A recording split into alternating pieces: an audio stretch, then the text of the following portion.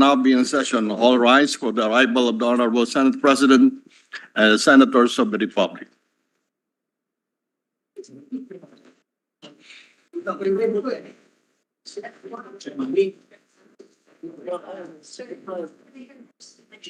Majo.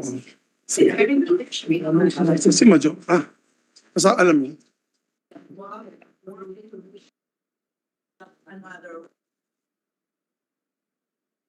The 22nd session of the Senate, the second regular session of the 19th Congress is hereby called to order.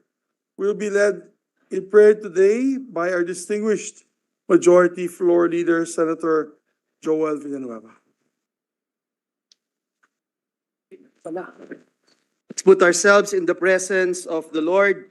Dakilang Diyos, Ama naming sumasalangit, kami po ay naninikluhod at lumalapit sa iyong paanan, humihingi ng kapatawaran sa anumang pagkukulang, pagkakamali at kasalanang namana namin, kasalanang sinasadya o hindi. Humihingi po kami ng tawad, linisin mo po kami ng iyong banal na dugo na nabuo sa krus ng Kalbaryo at hayaan mong madamitan mo po kami ng iyong damit ng katwiran at makalapit po kami sa iyong paanan. Ngayong araw na ito, as we open our session, please allow us to fulfill our duties and responsibilities as representatives of the people. Help us to continue to craft laws and oversee the functions of this government. And we know for a fact, Lord, that you love us and you want us to succeed and to give honor and glory to your name. We also pray for the victims of earthquake in Morocco. Death toll now is 2,901 and 5,530 were injured. We pray for our brethren there, and we also pray for our people here in the Philippines and scattered all over the world. We also acknowledge, Lord, your goodness and faithfulness to our beloved President, President Bongbong Marcos, who is celebrating his birthday today. We pray that you guide him and give him wisdom, the treasury of wisdom from heaven, and your favor, immense favor, be upon him as he leads this nation, our country, for your glory alone. We love you and praise you. In Jesus' mighty name we pray. Amen and amen. Thank you. Secretary, please call the roll of members. Roll call of members. The Honorable Senator Angara, Senator Binoy, Senator Cayetano Alan, Senator Cayetano Pia, Senator De La Rosa, Senator Ejercito, Senator Escudero, Senator Estrada, Senator Gatchalian, Senator Go, Senator Hontiveros, Senator Lapid, Senator Ligarda, Senator Marcos, Senator Padilla, Senator Pimentel, Senator Poe, Senator Revilla, Senator Tolentino, Senator Tulfo, Senator Villanueva, Senator Villar Cynthia, Senator Villar Mark, Senate President Subiri. With 21 senators present, the chair declares the presence of a quorum. Majority Leader. Yes, Mr. President, before we proceed, Mr. President, may we be allowed to put into the record that today we wanted to greet our blooming principal of the Senate, Senator Cynthia Villar, and former Senate President Manny Villar. Happy 48th anniversary, Mr. President. Happy 48th anniversary to the Villars, Senator Cynthia Villar and former Senate President Manny Villar. Who is Who did not hear your greetings, unfortunately. Mr. President. Yeah, but blooming again. Blooming senator who is not paying attention, Mr. President. Yes. Ma'am Cynthia, happy birthday daw po. Happy anniversary. Happy anniversary pala. Happy anniversary. That's why she's blooming. That's right. It's been said like 100 times already, Mr. President. And she's still not listening. Mr. President, may I also take this opportunity to greet our SecGen, Secretary Renato Bantuga, happy birthday, who's celebrating his birthday tomorrow, Mr. President. Tomorrow, unfortunately, he's in a meeting for our cybersecurity for the new Senate building. He'll be in about 30 minutes. Yes, Mr. Happy President, birthday we to also our like to Secretary. acknowledge guests of this representation and guests of Senator Go and our Senate President, Senator Zubiri, Governor Datu Pax Ali Manguda Datu of Sultan Kudarat, Congresswoman Bay Rihan Sakularan of the 1st District of Sultan Kudarat, Mayor Maria Lourdes Alejandrino and Vice Mayor Emmanuel Alejandrino of Arayat, Pampanga, guest of Senator Bato, guest of Senator Tolentino, Pastor Peter Kim, Pastor Vincent Baucas, and Pastor Jin Yun Kim of International Youth Fellowship. We welcome all of them in this August Yes, chamber. we'd like to welcome them all to the Senate. Maybe ask for 1 minute suspension so we can approach them. Thank you, Mr. President.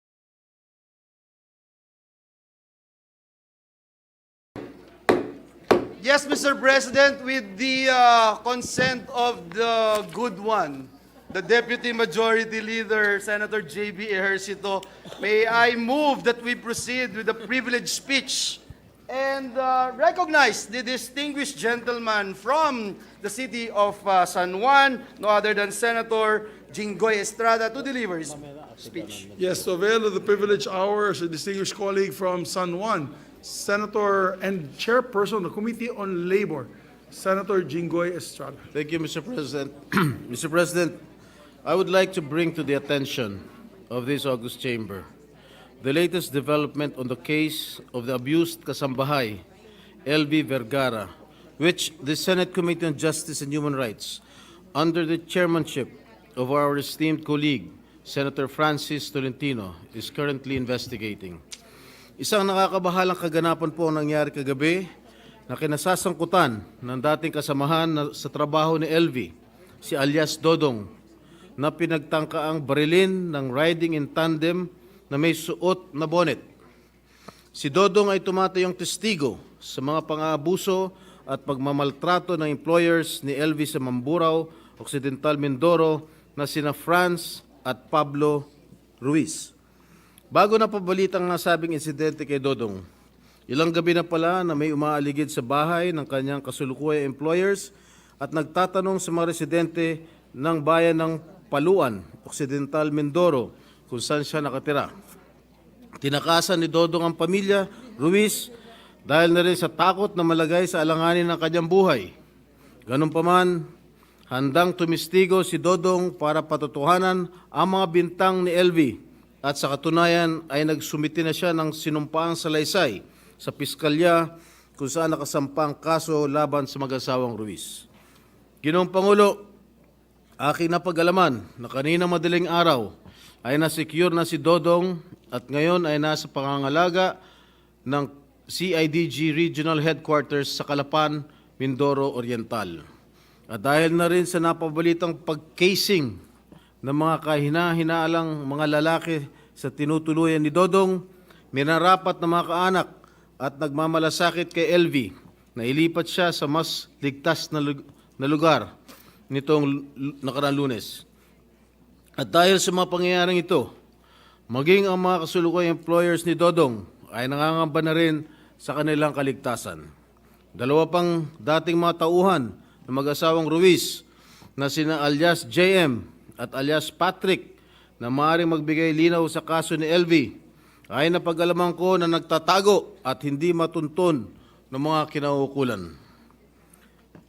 Ginoong Pangulo, bago pa man nangyari ang pagtatangka sa buhay ni Dodong, may mga pulis at sundalo nang nakabantay sa bahay ng kanyang bagong employer batay sa ulat noong September 10 ng ABS-CBN reporter na si Dennis Datu. Bantay sarado man sila, ay nagawa pa rin ang pagtatangka sa buhay ni Dodong. Kaya nakakapagtaka kung bakit nangyari pa ito. Mr. President, I don't want to point an accusing finger at anyone at this point, but one cannot help but wonder about these bold and brazen acts against these defenseless individuals.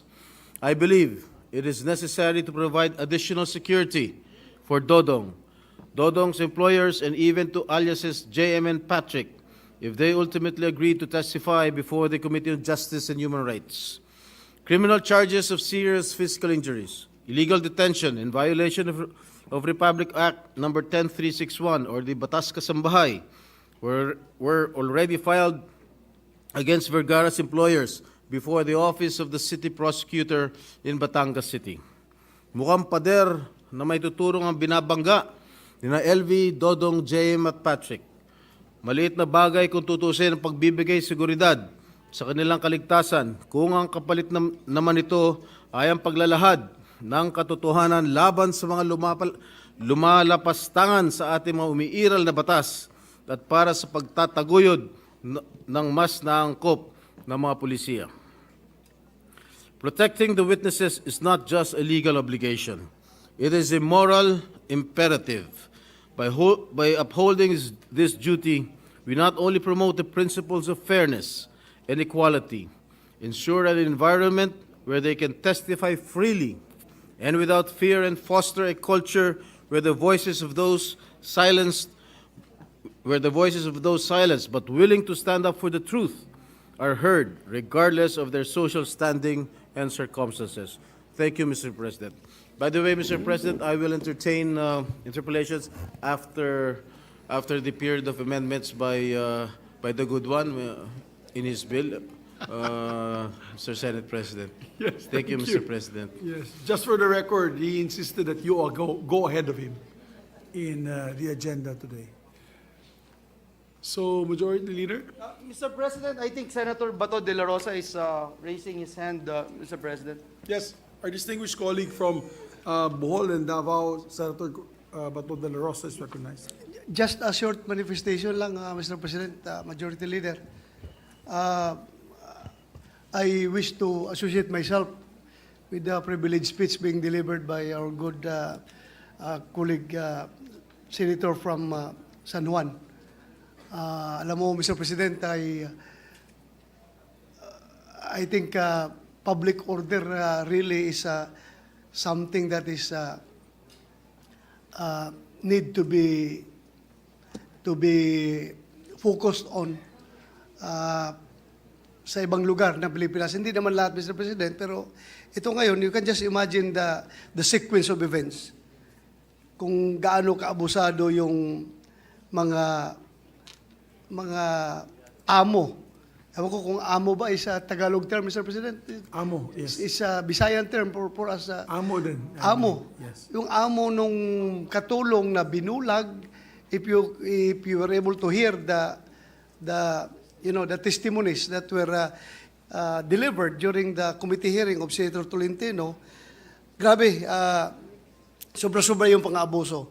Tapos ngayon, nakasecure tayo ng isang witness na makatulong para mapanagot ang may sala. Ngayon, yung witness na isang trabahante rin nila, ay ngayon ay inattempt pa na patayin kagabi. It was not really an attempt, but it was a frustrated murder ang nangyari kagabi. Mabuti na nakatakbo at mabuti naman at mabilis nakatawag kay Senator Tolentino at natulungan rin natin na maikunik sa CIDG. Because you can just imagine, request yung ordinaryong tao lang ito, nag-request na huwag nyo kaming i-refer sa local police sir dahil mayaman yan at very influential dito sa lugar namin yung mga suspect. Please, sa IDG nyo kami ipa-refer.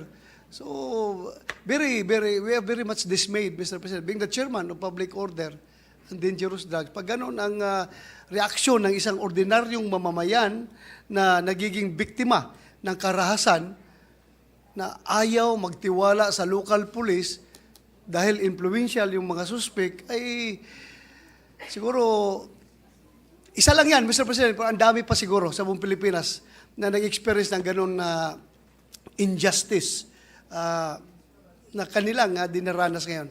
So I hope that, Mr. President, Senator Tolentino will act swiftly on this case and he should call another hearing para mabigyan ng lesson itong mga suspect na ito, Mr. President. Dahil sobra na talaga. I hope Senator Tolentino will do that. Thank you, Mr. President. Thank you, Mr. President. Before I recognize the two gentlemen raising their hands, Mr. President, I cannot help also, Mr. President, but join our distinguished colleague, Senator Njoy Estrada, in condemning in strongest terms this harassment against our kababayan, Dodong Vergara.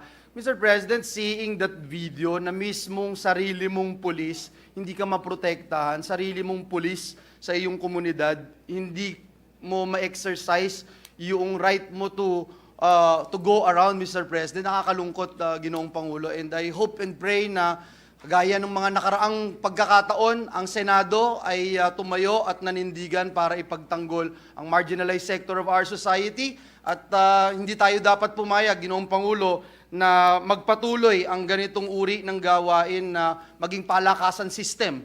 Pati doon sa kitang-kita naman, Ginoong Pangulo, yung ginawang pangaharas at pagmamaltrato sa ating maliliit na kababayan. With that, Mr. President, may I move that we recognize Senator Francis Tolentino, the chairperson of Before our we Justice. recognize Senator Francis Tolentino, I was wondering about that because there was a video. What were the two policemen doing going back and forth? Were they scouting the area? Were they unfriendly forces, or were they trying to secure the? They were the gentleman? looking for him. They were obviously harassing, Mr. President, our kababayan, Dodong Vergara. And as mentioned by Senator Bato, during the hearing, the concerned personalities were asking not to allow the local police to meddle and be part of this investigation because they feel that they are not safe. Thank That's you, a sad Majority fact, Leader. Mr. President. Thank you, Majority Leader. Senator Tolentino is seeking Senator the floor. Mr. President. Tolentino is recognized. Thank you, Mr. President. I thank the good gentleman from San Juan for reiterating again the need to act expeditiously in order to seek justice, attain justice for Manang LB Vergara. Rest assured, Mr. President, that your Committee on Justice and Human Rights will be doing everything. In fact, last night, for the record, Mr. President, I, together with Senator De La Rosa, were the ones who collaborated with the Regional Police Director of Mimaropa around 10:30 p.m. last night, Mr. President. General Joel Doria assured us that alias Dodong will be secured. Senator De La Rosa contacted the CIDG to ensure likewise that alias Dodong will be brought to safety within the premises of CIDG in Calapan.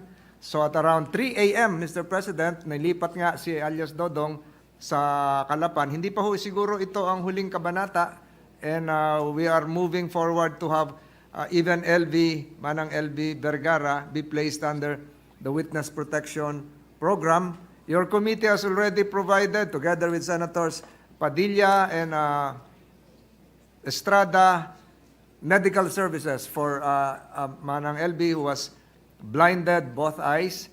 Your committee has likewise provided free legal services for Manang LV Vergara. Hindi pa ho tayo titigil dito hanggat hindi pa ho ito natutuldukan, at naniniwala po kami na kahit 5 o 6 yung abogado na dinadala nung Ruiz couple, meron pong pupuntahan po to. Rest assured, Mr. President, that we will still conduct another hearing, and with the assistance of Senator De La Rosa, Senator Padilla, Senator Estrada, and even Senator Tulfo before, during the first hearing, I think this will not just be highlighted, but justice will be served, Mr. President.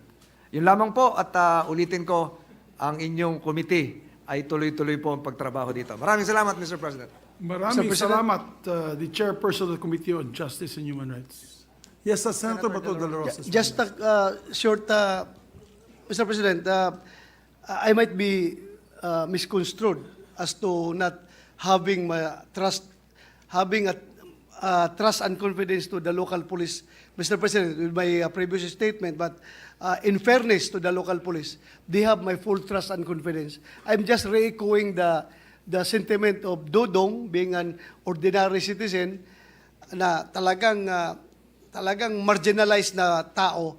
Tapos ngayon, just to emphasize, I am not emphasizing the inefficiency of the police. No, I am emphasizing ang lawak ng saklaw, ng clout or influence nito mga suspect na ito. Kaya nakapagsabi si Dodong ng ganon. Takot siya. Pero in fairness to the local police, they will not, they are performing their job. They are enforcing the law without fear or favor. But in-emphasize lang talaga natin na natakot si Dodong. Yun lang, Mr. President. Maraming salamat. Baka mamaya magalit sa akin yung local police. I trust them fully, Mr. President. Thank you. Thank you, my dear Mr. colleague. President, Senator Jinggoy Estrada is also seeking the floor, Mr. President. Senator Estrada, you are recognized, sir. Thank you, Mr. President. I was just informed by my staff that the siblings of LV Vergara has been requesting that they be placed also under the Witness Protection Program and also to have an additional security, Mr. President. Thank you, Mr. President. Thank you for that, on the Thank record. you. Mr. President, Senator Robin Hood Padilla is also seeking the floor. I move that he be recognized, Mr. Our President. distinguished colleague, Senator Robin Hood Padilla is recognized. Maraming salamat po, mahal na Ginoong Pangulo at sa ating pinunong mayorya. Gusto ko lamang pong magpugay sa ating mahal na Senador Jinggoy Estrada sa pagtindig sa ating mga kasambahay. At kanya po itong legacy talaga. Ang hinihiling ko lamang po, mahal na Pangulo, sana po ay maging mas gigil tayo sa issue na ito. Sapagkat pagka ang ating mga kasambahay ay namamaltrato sa ibang bansa, tayo po ay nagpapakita talaga na tayo po'y gigil. Pero sa usapin na ito, dapat po mas gigil tayo sapagkat nandito mismo sa bayan natin ang nagbibigay ng ganitong klaseng pagmamaltrato. Napakasakit pong tanggapin, napakahirap namnamin. Pero dapat po, inshallah, mahal na Pangulo, ay bigyan po natin to ng pansin. Maraming salamat po. Maraming salamat, Senator Robin Hood Padilla. Majority Leader. Thank you, Mr. President. As some of our colleagues would like to reserve the right to ask questions later, Mr. President, may I just move now, Mr. President, to proceed with the reference of business. And the speech will be later referred to Yes, another. Mr. President, we suspend the Discussions. privilege hour, Mr. President. There being no objection, would you want to move to dispense with the reading of the journal first, or? Not yet, Mr. Oh, it's not President. yet ready, We are, okay. At a later So, hour. there being no objection, we ask the Secretary to proceed. Thank with the you, rest Mr. of the business. President. Thank you. Message from the House of Representatives letter informing the Senate that on 5 September 2023, it passed the following House bills in which it requests the concurrence of the Senate. 8580, an act establishing a satellite multi-species marine hatchery of San Juan, Southern Leyte, and appropriating funds therefore. To the Committees on Agriculture, Food and Agrarian Reform, and Finance. 8939, establishing a fish port at St. Bernard, Southern Leyte, and appropriating funds therefore. Committees on Agriculture, Public Works, and Finance. 8910, providing for national policy in preventing adolescent pregnancies and institutionalizing social protection for adolescent parents. To the Committee on Women and Children, Social Justice, and Rural Development. 8925, an act requiring the proper and immediate burial of Muslim cadavers in accordance with Islamic rites. To the Committees on Cultural Communities, Muslim Affairs, and Local Government. 8839, an act granting Philippine citizenship to Lee Duan Wong. An act granting Philippine citizenship to Ko Chi Su. An act granting Philippine citizenship to Ko Fang Su. And 8838, an act granting Philippine citizenship to Ko Wei Su. Refer to Committees on Justice and Human Rights. 8945, an act establishing a land transportation franchising and regulatory board, district office in Kaibigan, Masbate, and appropriating funds therefore. 8946, creating an extension office of the Maritime Industry Authority in Liloy, Zamboanga del Norte, and appropriating funds therefore. The Committee on Public Services and Finance. 3946, providing for the manner of election of the elected members of the Sangguniang Panlalawigan of Laguna, representing the cities of San Pedro, Santa Rosa, and Binian. To Committees on Electoral Reforms and People's Participation in Finance. House Bill Number 8441, declaring a parcel of land located in the municipalities of Maria Aurora, San Luis, Baler, and Dingalan, in Aurora and the municipality of Bungabon, the province of Nueva Ecija, a protected area with the category of protected landscape under the National Integrated Protected Area System, to be referred to as Aurora Memorial Protected Landscape, providing for its management and appropriating funds therefore. To the Committees on Environment, Natural Resources, and Finance. 8710, establishing a special economic zone in the municipality of Medellin, province of Cebu, creating for the purpose the Cebu 4th District Special Economic Zone Authority, and appropriating funds therefore. To the Committee on Economic Affairs, Local Government, Ways and Means, and Finance. Bills on first reading. Senate Bill 2435, an act declaring the province of Southern Leyte as a tourism zone and appropriating funds therefore, by Senator Go. To the Committees on Tourism, Environment, Natural Resources, and Finance. 2436 is standardizing the retirement benefits of justices, judges, and judiciary officials conferred with judicial rank, salary, and privileges, and appropriating funds therefore, amending for the purpose, RA 910 as amended by Senator Go.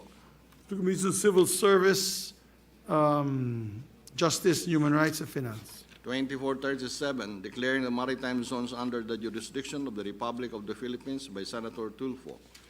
Refer to the Special Committee on Philippine Maritime and Admiralty Zones. 2438, to establish the archipelagic sea lanes in the Philippine archipelagic waters, prescribing the rights and obligations of foreign ships and aircraft, exercising the right of archipelagic sea lanes passage to establish archipelagic sea lanes and providing for the associated protected measures therein by Senator Tulfo. To the Committee on Special Maritime and Admiralty Zones. Resolutions. Proposed Senate Resolution 792, a resolution honoring and commending the awardees of the Metrobank Foundation Outstanding Filipinos of 2023 by Senator Gatchalian. To the Committee on Rules. 793, commending and congratulating Mark Jason Galauran for capturing the silver medal in the 2023 International Powerlifting Federation World Classic and equipped Sub-Junior and Junior Powerlifting Championships held in Apoca, Romania by Senator Go. To the Committee on Rules. 794, calling for the appropriate committees of the Senate of the Republic to conduct an investigation in aid of legislation into the uncoordinated and contradicting policies on rice regulation by Senator Hontiveros. To the Committees on Economic Affairs, Agriculture, Food, and Agrarian Reform. 795, congratulating and commending Team Philippines for the remarkable achievement in winning the overall Grand Champion title at 26 World Championships of Performing Arts held from July 28 to August 6, 2023 in Anaheim, California, United States of America by Senator Villar C. To the Committee on Rules. Committee report number 120, prepared and submitted by the Committee on Economic Affairs upon the recommendation of its subcommittee on PENCAS and Blue Economy and Committee on Environment, Natural Resources, and Climate Change and Finance on S number 2439, with Senators Ligarda, Revilla Jr., and Villanueva as authors thereof, an act institutionalizing the Philippine ecosystem, a natural capital accounting system mandating its use in policy and decision-making, designating the agencies responsible for its implementation, providing institutional arrangements among responsible agencies and appropriating funds, therefore recommending its approval, and substitution of Senate Bills 1914, 2041, taking into consideration House Bill 8443, sponsor Senator Ligarda. To the calendar for ordinary business. Majority Leader. Mr. President, can I ask for a minute suspension? Just a Session minute. suspended for 1 minute.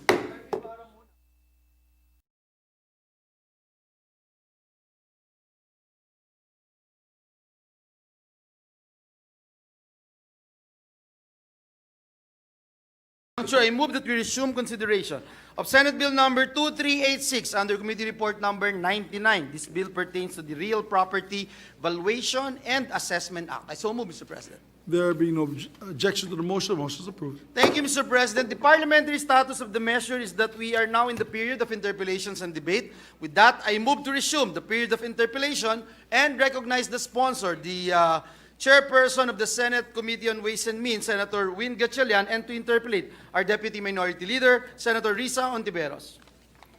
Our distinguished colleague, Senator Sherwin Gatchalian, Chairman of the Committee on Ways and Means, is recognized, and to interpolate the distinguished Deputy Minority Floor Leader, Senator Risa Hontiveros. Salamat kaayo, Mr. President. Good sponsor. Would you be willing to take some questions about this? Yes, more than willingly. Thank you, Mr. President. Thank you, good sponsor, Mr. President. Home ownership.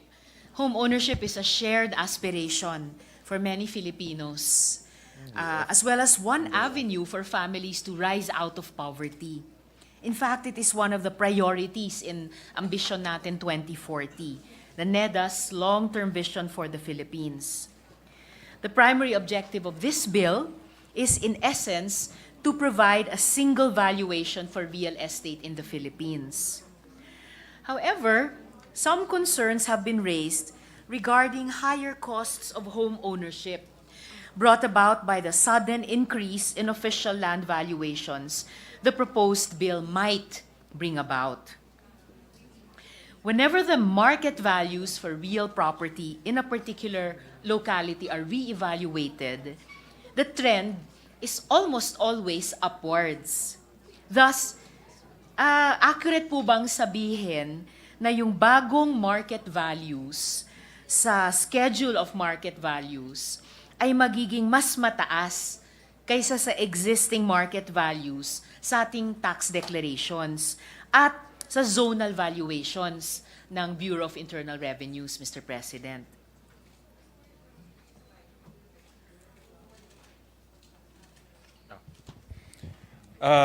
Thank you for that question, Mr. President. Mr. President, not necessarily. It really depends on the value of a particular location. I'll give you a very concrete example, and I will take this from our experience in Valenzuela. We have a portion in Valenzuela, about more or less about 10% of our land area, which is considered flood-prone areas. And that is an area beside Ubando, an area beside Malabon, and we all know those two LGUs are also flood-prone areas. And based on our experience, the market values in that particular area almost for many years never went up because of that condition. And there are very few transactions in that area because obviously nobody wants to live in that area because of its flood-prone feature. And a lot of the residents there does not enjoy improved market values because of the situation. On the contrary, we have an area which is beside MacArthur area, which, as you pointed out very correctly, almost enjoys regular increase in terms of market values. And we can see that because of the transactions. There are regular transactions in that area, meaning some people will sell their property, some people will enter into joint ventures, thereby valuing their property. The values of condominiums along that highway, we can see the high valuation being put by the sellers of condos. So, in other words, it really depends on the situation. If the area is not as attractive to buyers and nobody would want to invest in that area, property values might stay the same. In some cases, it might even go down, depending on the transaction. Salamat, good sponsor. Of course, and fair enough po, no, yung mga properties na hindi ganong ka-attractive for Yes. various reasons, flood-prone man siya o iba pa, ay wala masyadong danger na maapektuhan upwards because of the bill. Yes. As in the years before na ipapasa natin itong bill.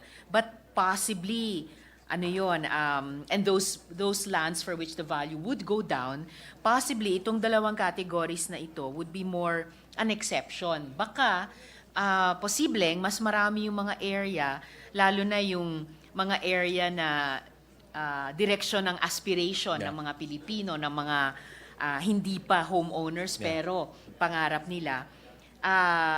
In such areas, Mr. President, I would expect na upward trend. An upward trend would be expected. So, pero posible ba, Mr. President, posible ba na makakakita tayo ng dramatic increase sa official market values ng real property sa buong bansa, Mr. President? To answer the question directly, in terms of market values, insofar as local governments are concerned, yes, it will increase. And let me just show you a slide, Mr. President. And let me qualify my answer to only local government units because the zonal valuation of the BIR is almost at par with market values because the zonal valuation of the BIR is reevaluated or updated much regularly than the local governments, and also it's an administrative action. So in other words, the RDOs can do it themselves. No? And let me just show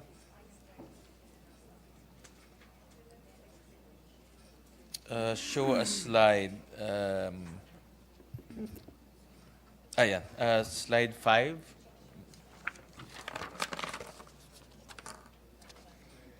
And this is just a sample, Mr. President, of different market values in different areas, Mr. President. Like for example, and again, Mr. President, these were randomly chosen.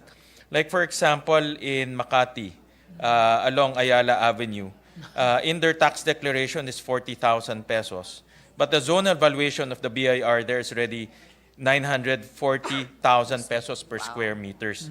And in recent transactions, no, on the average, and you can check this, people can check this with Colliers, with Lichu, in the website. The transaction can, on the average, is about 1 million pesos per square meter, Mr. President. In Cebu, it's the same. Along Salinas Drive, it's about 8,600 pesos per square meter. And the zonal valuation is 120,000 per square meter. But there are transactions there that ranges, or there are transactions there on the average is about 250,000 per square meter. So the valuation of the local governments typically are much lower because they don't update it on a regular basis. And that's the intention of the bill, is to update it.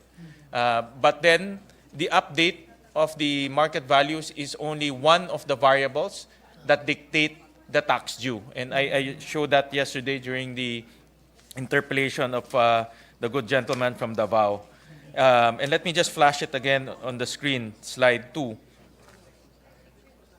In the preparation of the tax due of our constituents, you have 3 variables: the schedule of market value, the assessment level, and the tax rate. So there are 3 things or 3 variables that you need to determine in order to reach the tax due. The schedule of market value is only one. And that's what we aim to standardize, no? So that the values will be at par or at least the same with other government agencies, most especially at par with what is being transacted realistically. No? The assessment value and the tax rate, we're not going to touch that. The local government will have full control on what assessment value they will impose on that asset, as well as the tax rate that they will impose on that particular asset. So, in other words, if the schedule of market value goes up, the local governments can reduce the assessment level because in the local government code, there's a ceiling but there's no floor. The tax rate is the same. They can reduce it. In the local government code, there's a ceiling but there's no floor. So they can pull down the assessment level and the tax rate. And it depends on what they want. If they want a status quo, they can do that. If they want to lower it down, they can do that. If they want to increase it by a bit, they can do that. That's the decision of the local government unit. I see. Thank you, Mr. President. May statistics po ba tayo dun sa average percentage official real estate valuations kung paano siya pwedeng tumaas? Kahit na yung isang variable lang, yung schedule of market values lang ang mababago nitong bill, Mr. President. But, Mr. President, may picture tayo ng...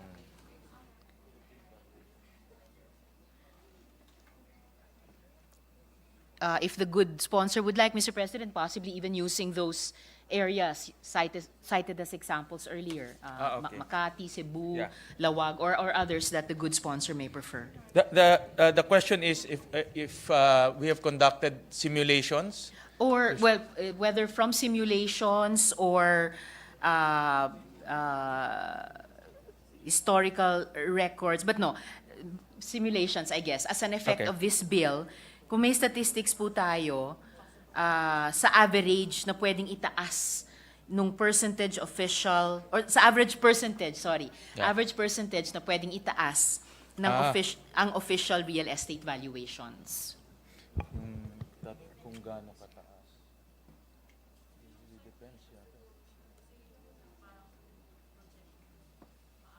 Okay. Hindi, meron ako. Alam ko na. Alam ko na. Hold on, Mr. Chairman. We have, Yes, Mr. Mr. President, we have a... Hindi. We have a... ano yung percentage difference?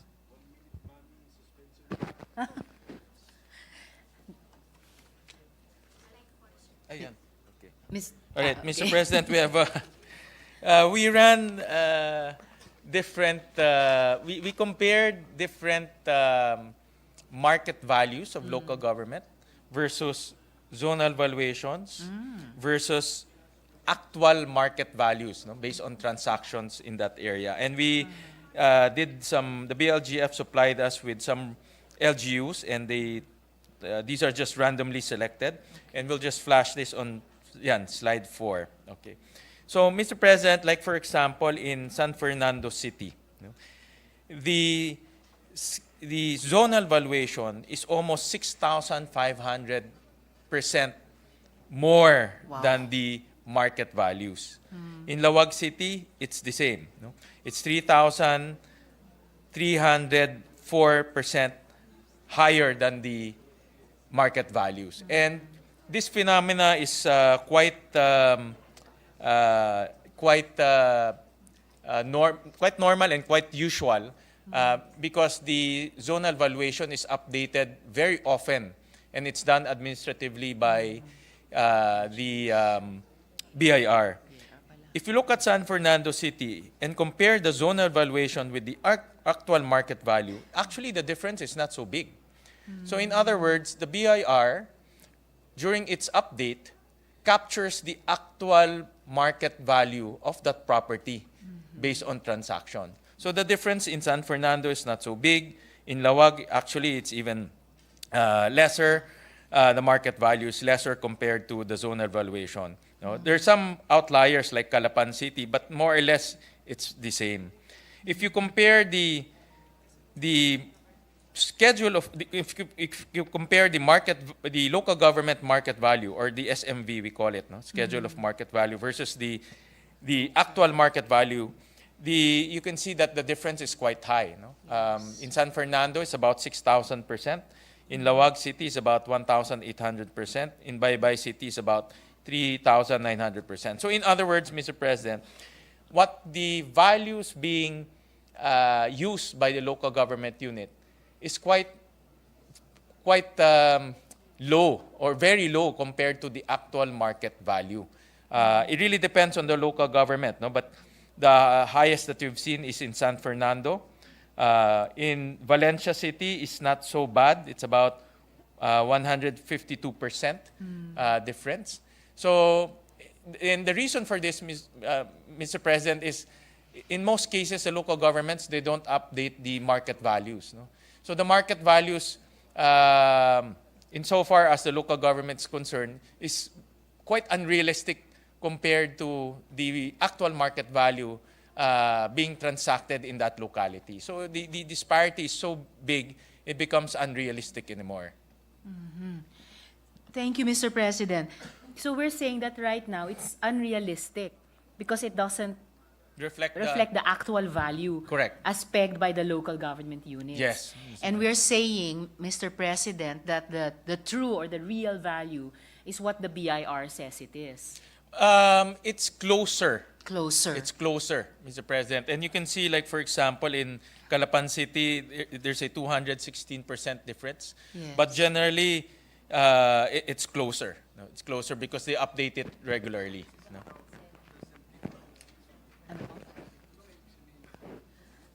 I have a follow-up question here, but There's a maybe Mr. phone in. There's a President, phone the in. Minority Leader would like to interject. Thank you, good sponsor. With the permission, Mr. President, of our sponsor, so Thank that you. we'll, Please proceed, we'll Your Honor. understand the table better. So, when the SZV of San Fernando City, La Union is 3% of the market value. What is that? If the market value is 100%, the SZV is 97%? The it's very close. SZV is zonal valuation. Yeah. When we say it's when the entry is 3%, It's 3% higher than the zone. The market value is 3% higher than the zonal valuation. Oh, the market value is 3% higher than the Zonal valuation. zonal valuation. So magkalapit sila. Halos magkalapit Yes, na. so in Calapan City, the market value is 216% higher than the zonal value. valuation. So in that case, So mga one-third siya. yes. Si zonal value, But there are cases also, Mr. President, that the market value is lower than the zonal valuation. That's why that when would be the negative that would be the figures. negative. And that happens, Mr. President, also depending on the situation and the transaction of the locality in the locality.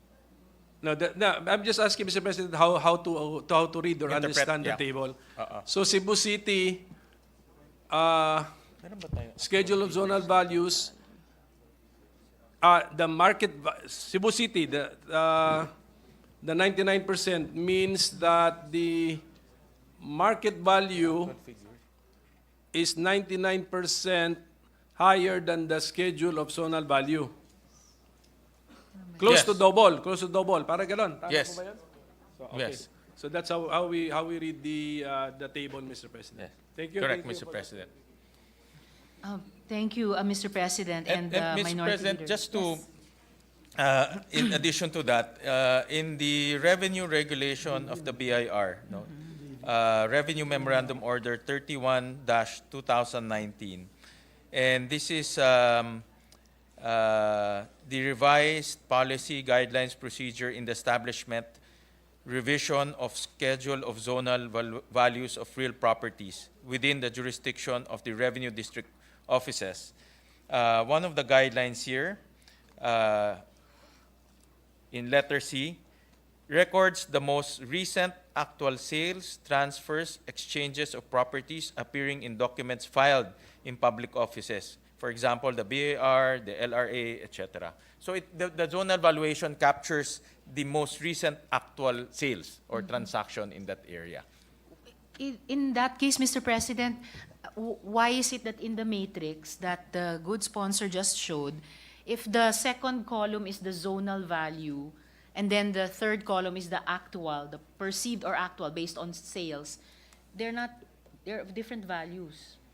In the third column, Yes po. In the previous slide, it shows 3 columns, yung local market value, then yung local zonal value, and then yung actual, no? Yung tama po ba? Yes. Yung the value of the The market actual value, sales. yeah, Opo, opo. yeah.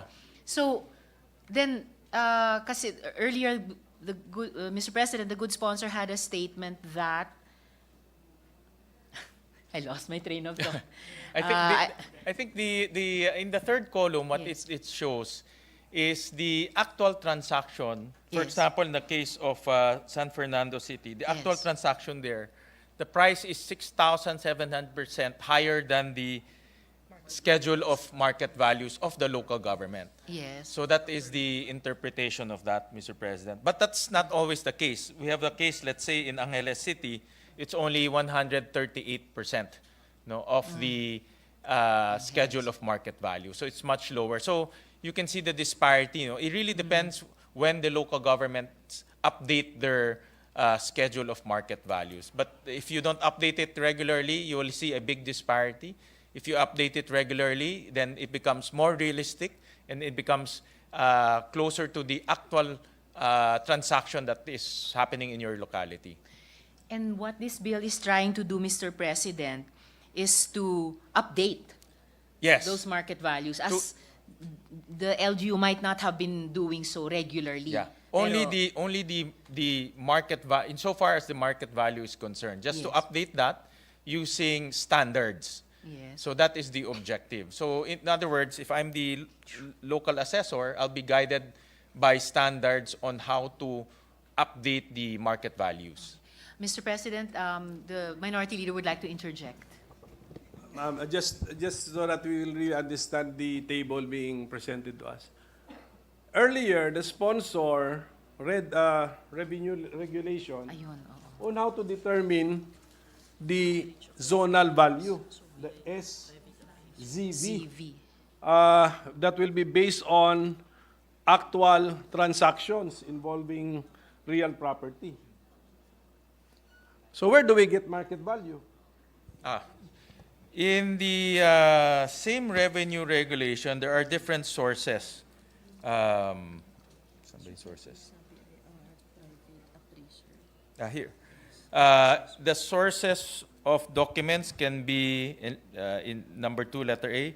The 3 recommended values from the BIR, private appraisers, and the provincial, city, municipal assessors.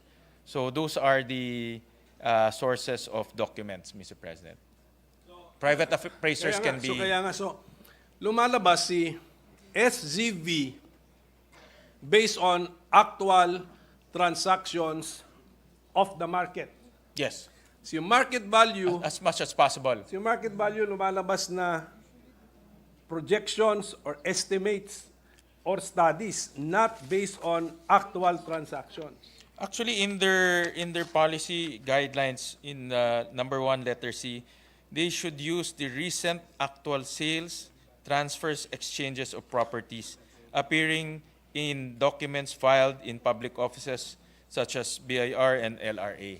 So, and they can So, also i- use i- the private appraisers, Mr. President. So if that is the case, Mr. President, dapat yung column natin ng SZV versus market value, dapat tabla yan. Correct, Mr. correct. President. Tama, Mr. President. Tama. But I think in some cases, for example, it really depends also how often the BIR, local BIR updates their zonal valuation. It also depends on the situation. For example, in that area, bumaha, no? And there's a recent transaction because people want to get out and they sold their property at a very low rate. That will be captured and put in the schedule of zonal valuation. No? So that's why, Mr. President, and I'm sure the good minority leader knows this, the basis for payment of capital gains is zonal valuation or actual transacted price, whichever is higher. No? There's a floor because there are cases also that they undervalue the transaction. No? So there's a floor in terms of the amount of capital gains that you will be paying. Thank you, Mr. President, and to the good minority leader.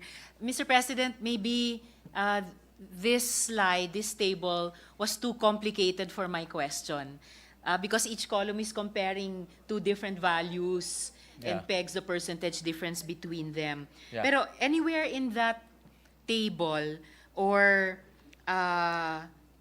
anywhere in the 3 sets of data that the good sponsor used, Mr. President, would we be able to see, yun, I'm just going back to my original question, yung average percentage increase na posibleng makita natin in terms of the official real estate valuations? We,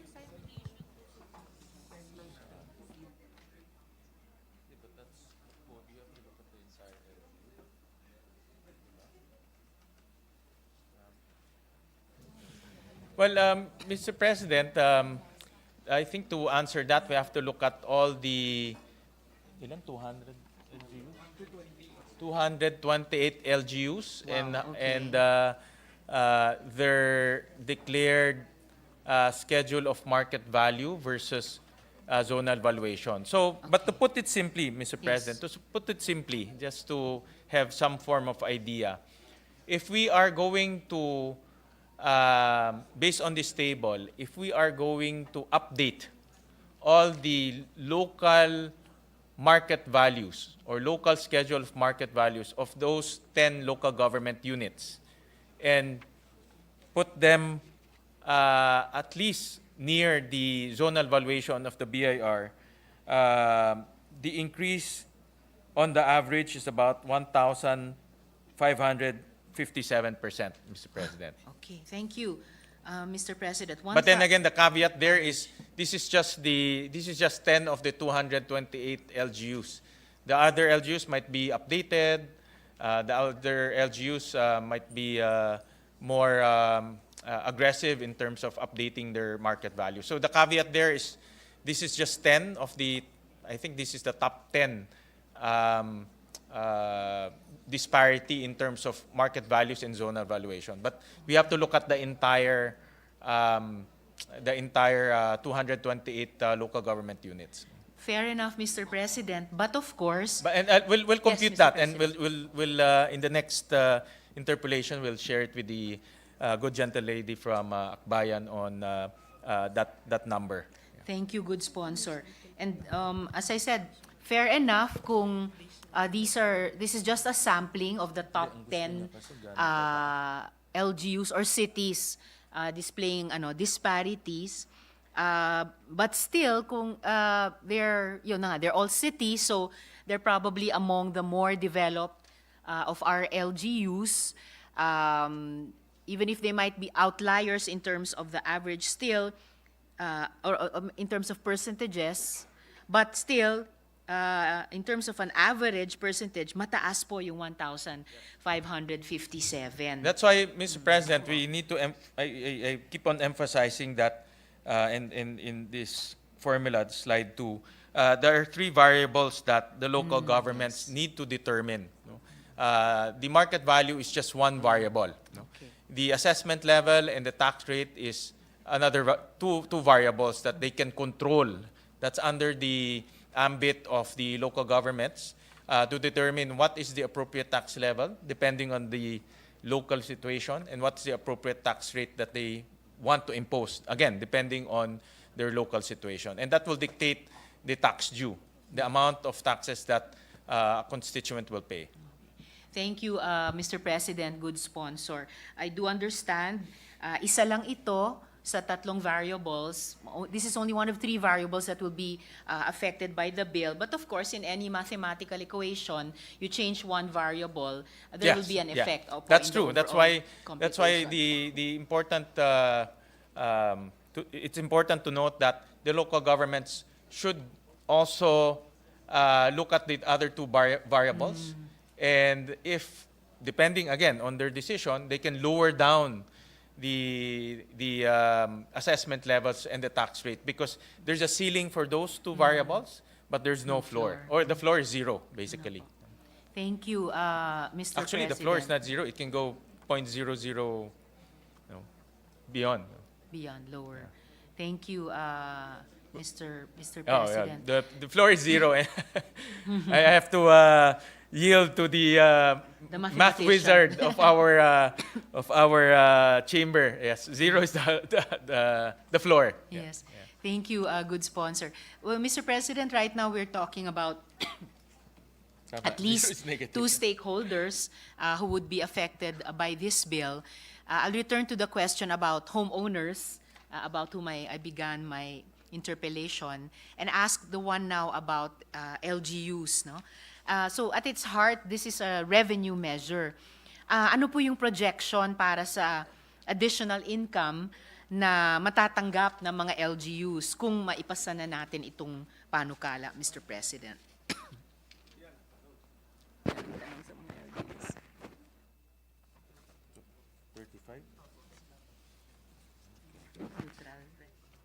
Scenario 1, no? Okay.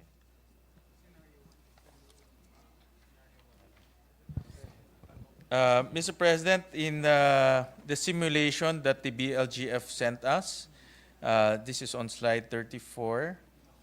At the very minimum, the revenue that can be collected is about 18 billion. No? We'll 18 billion all over the country. All over, we'll flash it on the Mr. slide. President.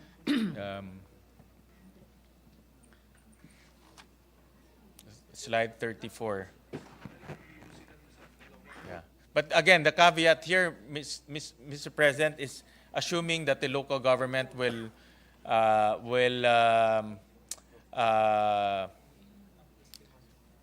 will touch on their assessed value and touch on their tax rate. But if, for example, all local governments agrees that they want a status quo in terms of tax due, it can be zero. It can be zero increase. So ibig sabihin nga, as the minority leader was also saying, ibig sabihin, kailangan galawin din ng LGU yung dalawa pang factors. Yes. Depending on, but we will not, that really depends on the sanggunian and the local government. No? But conservatively, about 18 billion. No? Excuse me, Mr. President. So conservatively, about 18 billion. Pero yun na nga, kung yung dalawang factors pa gagalawin ng LGUs, then this would be a revenue neutral Yes, bill, yes, in effect. correct. That's absolutely correct. Okay. Thank you, Mr. President. Now, Mr. President, the draft law states that if the sanggunian, so ito yung dagdag ko pang mga tanong tungkol sa LGUs, if the sanggunian fails to pass an ordinance setting the appropriate assessment levels and tax rates, so yung dalawa pang factors, within 60 days, the existing ordinance on assessment levels and tax rates shall remain in force and effect. Kaya, kung yung market values para sa real property sa buong bansa tumaas, baka nga dramatically, pero sa anumang dahilan, may ilang mga sanggunian na hindi nila ma-update yung dalawang factors pa, yung assessment levels at yung tax rates sa loob ng 60-day period provided, kung meron man, ano yung likely effect sa real estate tax payments? So related din siguro dun sa 18B or 0 na pinag-usapan natin kanina, Mr. President. Well, Mr. President, what we want the sanggunian is to approve a revenue code so that they will update the schedule of market values, but we will not dictate what assessment levels and what tax rates they want to impose on their locality. So a scenario there is they will approve an ordinance, but they will dramatically lower down their assessment level, and also their tax rates. No? So what we are after is to update the schedule of market values, Mr. President. So that's what the effect of this provision, Mr. President. Salamat, Mr. President. So posibleng dun sa mga sanggunian na yon or sa mga jurisdiction ng mga sanggunian na yon, walang pagbabago sa real estate tax payments. Yes, Pero Mr. ma-update President. yung revenue codes nila. Yes, Mr. President. And Mr. President, I would like to share with the body. We ran simulations in Valenzuela just to show to the body what the sanggunian can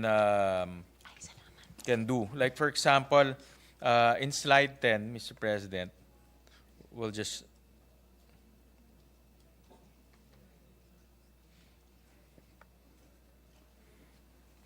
so I asked our local assessors to run some simulations there. So on slide 10. Slide 10.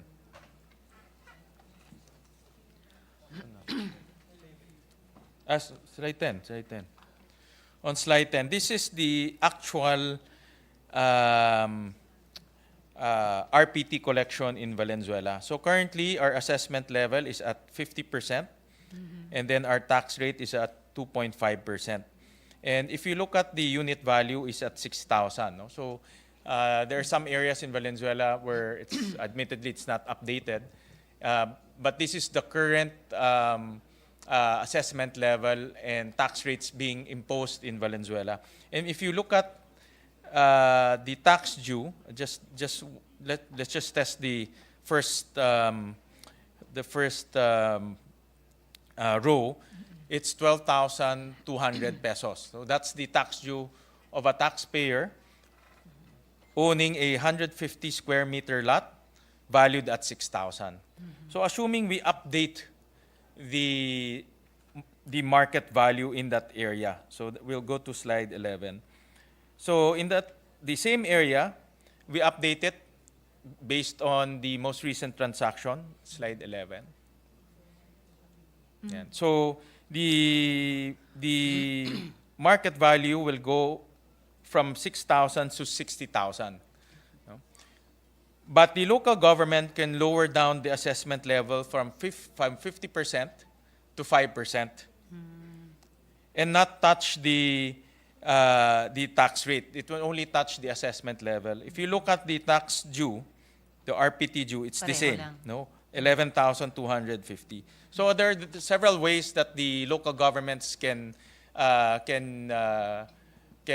tweak in order to get an end result of the same tax due, Mr. President. So that's the dynamic. So we're just shifting, because right now, to be from based on my experience as a former local chief executive, the normal mentality of local government unit is not to update the market values of the properties there, and maintain the assessment level and maintain the tax rate. So we're changing that mindset by updating their market values, but they can also lower down their assessment levels. No? So this is just one example, Mr. President, one simulation that we ran in order to demonstrate that the tax due is the same, no? Or the RPT is the same, because they lower down dramatically their assessment level from 50% to 5%. Salamat, Mr. President. At salamat, good sponsor, for mentioning yung tungkol sa normal mentality ng mga LGUs. Kasi yun din yung isang pinaka-curious ako tungkol sa bill na ito at yung implications niya sa mga LGUs, for example. Kasi yung tanong ko doon ay, paano ba talaga nagbe-behave ang LGUs given yung ganitong klaseng bill, at kung paano niya kailangang ipatupad siya in each jurisdiction.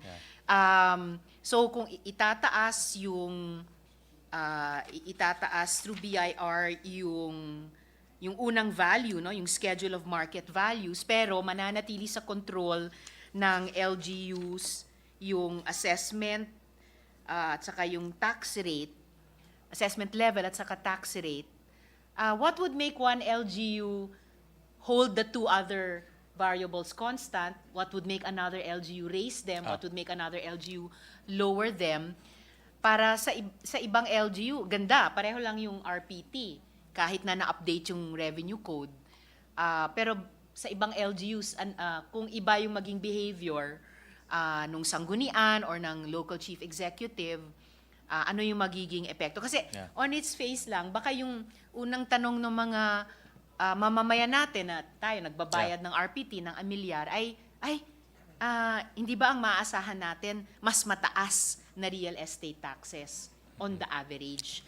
Pag tinanong po ako ng ganyan, good sponsor, paano ko sasagutin na yes, we can expect higher real estate taxes on the average, or no, we don't have to expect that? No, my direct answer is no. No. There can be, this is my conversation with our local government in Valenzuela. Opo. Because the updating of revenue code, no, especially market values, assessment levels, and tax rates, politics actually dictate Yes. quite heavily on those decisions. No? And traditionally, I've seen this with many local governments, no, that they do not touch the market values, but instead they raise the assessment levels. No? Okay. That's the traditional way of coming up with their tax collections, or their RPT collections. We will just change that mindset, meaning let's make our market values realistic, because we can see that almost 1,000% difference. Let's make that realistic. But you still have the power to lower down the assessment value to a point that you can reach status quo, or you can actually reach even much lower, no? depending on the situation. And typically, local governments they think of many things, no, before they make on those decisions. So politics plays a very big role, of course.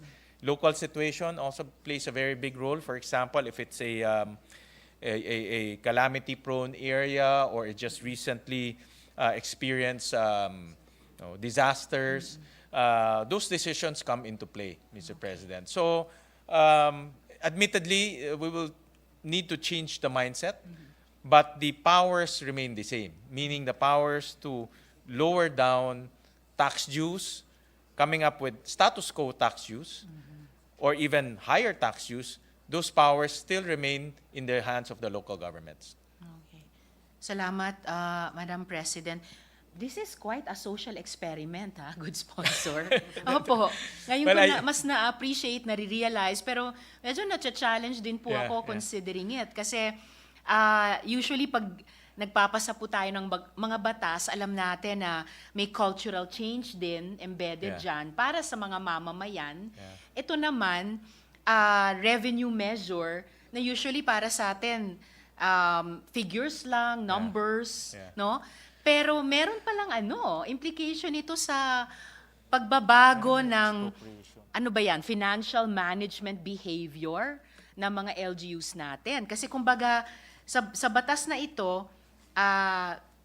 pipilitin natin sila through their new revenue code, baguhin yung, o at least i-acknowledge, i-recognize na iba yung market value. Pero sasabihan natin sila na, pwede namang, wag niyong galawin or ibaba niyo yung assessment level at saka yung tax rate. Na maaring on each of those three variables before, iba ang behavior nila to achieve a certain outcome. So it's very interesting, Madam President, Mr. good sponsor to say the least. Yes, Mr. Opo. President, it does. And the whole essence of, even in the local government code, it calls for fair market value. Meaning, what is the fair market value in that area?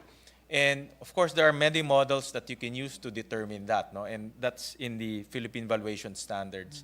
But the most basic principle of fair market value is what is the most recent transaction in that area? What is the most recent construction or joint venture that valued that property? And that's what's required in the local government code. But because local governments do not update their schedule of market value, it's not, the fair market value is not realistic anymore. No, it's almost, I mentioned earlier, almost 1,557% less than the zonal valuation of the BIR. So it's not realistic anymore. So we want to make it realistic to reflect the real market value in that area. But the local government still controls what to impose on to their local constituents. And that, again, that decision will remain with the local government units, depending on the situation. Salamat, Madam President, good sponsor. As a last point on how interesting this bill is, even more interesting than when we first studied it, so pwede palang, in that aspect, pwede palang i-consider itong bill na companion measure sa local government code. Yes, Mr. President, it does. Opo. It's a companion measure, Mr. President. Okay. Then again, the minority leaders also saying na it actually repeals certain provisions or some provisions of the local government code. So I guess progressive legislation then, if not exactly a companion measure, some kind of progressive legislation with mga assumptions dun sa mga studies, halimbawa na ginawa ng good sponsor of overseeing or evaluating how the local government code has been implemented. Yes. As far as itong usapin ng real estate taxes is concerned. Madam President, good sponsor, paano kung yung sanggunian hindi siya nakapagpasa ng bagong tax ordinance sa loob ng period provided? Nasaan yung kahapon? Anong penalty? You mean what penalty? Or ano pong mangyayari, ano pong magiging epekto kung within the period provided, hindi naman magtatagumpay yung sanggunian sa pagpasa ng bagong tax ordinance. The existing It the remains existing in force revenue and code effect. will still be in effect. Okay po, salamat. The tax ordinance, the Madam existing President. tax ordinance and the revenue code Okay will po. be still in effect. Okay po. Huling tanong ko tungkol sa LGUs bago ako dumako sa homeowners or potential homeowners.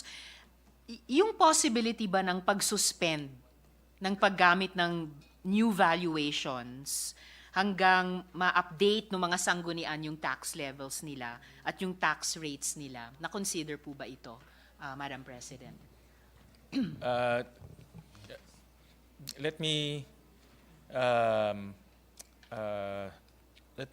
repeat the question. If Yes there's po. any suspension of the tax rate? Was the possibility of suspending the use of the new valuations until after the sanggunian is able to update the tax levels and update the tax rates, was this considered? Suspending the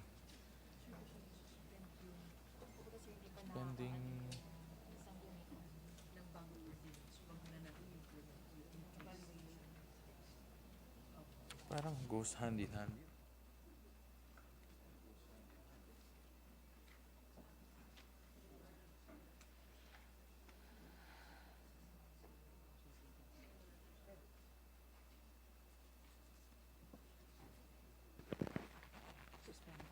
The question is if we consider that suspending the implementation of the schedule of market values before an ordinance. Or until after the sanggunian is able to update their tax levels and tax rates? Okay, yeah. Well, Mr. President, we can study that proposal, Mr. President. The concept here is to, the basic concept here, no? Just the basic concept is to update the market values, Yes. give it to the Sanggunian, and the Sanggunian enacts an ordinance. No? But the ordinance can be, like what I demonstrate, can be a lowered assessment value, thereby creating a status quo scenario.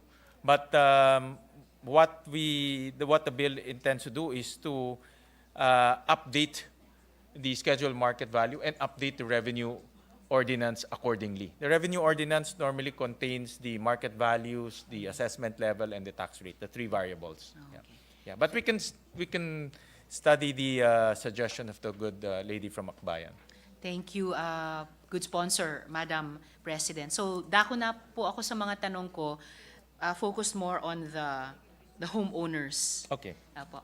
So, Chair, Yes, Madam Mr. Chair, Yes, if Madam I may, President. can I just interrupt with the indulgence of my two colleagues? We Yes, Madam just have with us, Madam President,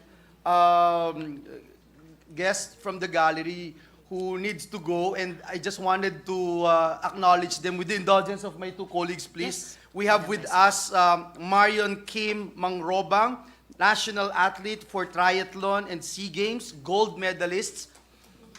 Fernando Jose Casares, national athlete for triathlon and SEA Games gold medalist, and Coach Annie De Leon Brown, triathlon coach, guest of this representation and guest of Senator Pia Cayetano. We just wanted to acknowledge them, Madam Chair, and to show, Madam Chair, that this Senate actually gives real importance to the national treasure of our country, our athletes. Maraming salamat po. We welcome our guests to the Senate and congratulate them for the honor, for bringing honor to our country. Congratulations to our young guests. Actually, Your Honor, believe it or not, in this late month of the year, Burr months na, they still have 6 international races to join before the year ends. So, bugbugan pa rin ang kanilang training and competition. So, thank you, Majority Floor Leader and Presiding Officer, for giving them the honor. We really, as the Majority Floor Leader Please say, allow in the us Senate, to, we really to welcome them. Thank you recognize. for putting it on record and let us know how we can support our athletes more, not just through legislation, but actual finance. It's the budget hearings. I'm sure the good lady sponsor and our majority leader would know how to further give support to our athletes, what they rightfully deserve. So welcome to the Senate. Congratulations. Mr. President, just a quick interjection. Mr. Casares hails from Valenzuela. He's our constituent. So he's a proud triathlete coming from the city of Valenzuela. Then the gentleman from Valenzuela would take care of them, Madam President. Yes, they should be taken care of. Congratulations. Extra help. Thank you. Thank you, distinguished colleagues. Thank you, Senator Gatchalian, We Senator proceed now. Ontiveros. Please proceed, ma'am. Thank you, Madam President, good sponsor, Majority Leader, and the gentle lady from Kaibigan, Pateros. I'm so happy for the interpellation to be interrupted also so we could greet Coach Annie, an old family friend. Mabuhay po. So just to continue, good sponsor, Madam President, with the questions relating more now to the homeowners. One other aspect is the effect of a sudden increase on land valuations on capital gains taxes, as well as taxes on transfers in general, such as donations, inheritances, and through inheritance. As the name implies, capital gains taxes should be imposed on the capital gain of a seller, essentially the difference between the price at which an asset was purchased and the price at which it was sold. However, under the current system, presumptive capital gains and documentary stamp taxes are imposed on the gross selling price of real property in the Philippines. This is likely in response to the prevalent practice of, as the good sponsor has said correctly, the practice prevalent of undervaluing real property in deeds of sale to reduce the amount of tax paid. So kung po may dramatic increase sa official valuations para sa real property, ano malamang yung magiging epekto sa tax burden para sa real estate sales at yung ibang transfers din tulad nga po ng pagmamana o kaya mga donasyon, Madam President. Thank you for that question, Mr. President. And I'll flash slide number 4 because we can see here the schedule of zonal valuation in different areas. And it really depends, Mr. President. There are some areas where the market value is below the zonal valuation. There are some areas where the market value is higher than the valuation. But it really depends. But on the average, Mr. President, the zonal valuation is more or less responsive to the actual transacted price in that area. And that's because the BIR is mandated to use the most recent transaction, Mr. President. So if you look at the schedule of market value versus the market value, it's about 87%, meaning the market value is 80% more than the zonal valuation. So the tendency there is probably undervalue it so that you will just pay the zonal valuation. But the zonal valuation is placed there because, as what the good gentle lady mentioned, Her Honor mentioned, is the prevalence of undervaluing the transacted price. No? So it serves as a floor for capital gains tax, Mr. President. So in other words, my short answer to that is the increase might not be substantial, or because the difference is very low, and there are cases that the zonal valuation might even go down, no? depending on the situation. Salamat, Madam President. But still, good sponsor, from LGU to LGU, sorry, nabalik tuloy sa LGU, but depending on the behavior of the LGU vis-a-vis those three variables o depende sa bagong revenue code na ipapasa ng sanggunian, the effect on the tax burden magiging pareho lang whether sale ito o inheritance o donation. Tama po. Yes, Mr. President. It's the capital gains tax is 6%. over the market price, over the transacted price, gross selling price, Mr. President. Alright po. So, still now more on homeowners again. So, paano po natin mapoprotektahan yung mga homeowners laban sa mga adverse effects ng sudden increase sa official valuations? Well, Mr. President, my reaction to that, Mr. President, is the local governments will be responsive to the local clamor of their constituents. So meaning, if the local governments see that that there's no reason to increase the tax due of their constituents, then they can lower down the assessed value, assessed level. As what I have demonstrated, and this is also conferring with Valenzuela's assessor's office and also the local government there, that if this bill will push through, they will lower down the assessment level from 50% to 5%, so that there's status quo.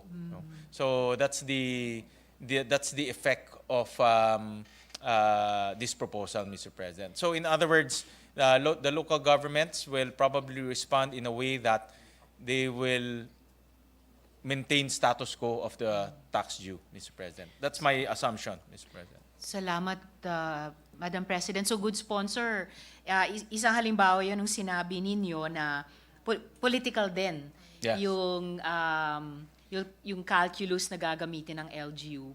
Paano niya exactly i-implement itong bill in relation also to the two other variables. At Yes. ibig din palang sabihin, kailangan may information campaign Yes, ito correct. sa mga Yeah. mamamayan para alam Yeah. nila, ops, pag didinigin na ng sanggunian itong bagong revenue code ng ating LGU, kailangan mag-participate tayo, kailangan sabihin yung positions ng mga homeowners associations, mga informal settlers, and other Yes. stakeholders in every Yes. LGU. You're absolutely correct, Mr. President. That's why in the bill, in the updating of the market values, we specified explicitly that there will be 2 consultative meetings, public consultations conducted by the assessor in order to update the schedule of market values, Mr. President.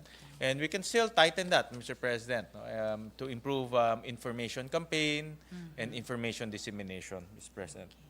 Salamat, Madam President, good sponsor. Kanina lamang pinag-usapan natin yung mga homeowners. What about yung hindi pa nag-o-own ng home? Nangangarap pa lang, ambition pa lang nila. So, aspirational ito. So, paano natin masisigurado na yung high transfer taxes, hindi niya na mapipigilan yung mas maraming Filipino families na magmay-ari ng sarili nilang mga tahanan, Madam President? Well, the transfer taxes, Mr. President, will be based on the that's more or less the capital gains tax, Mr. President. So,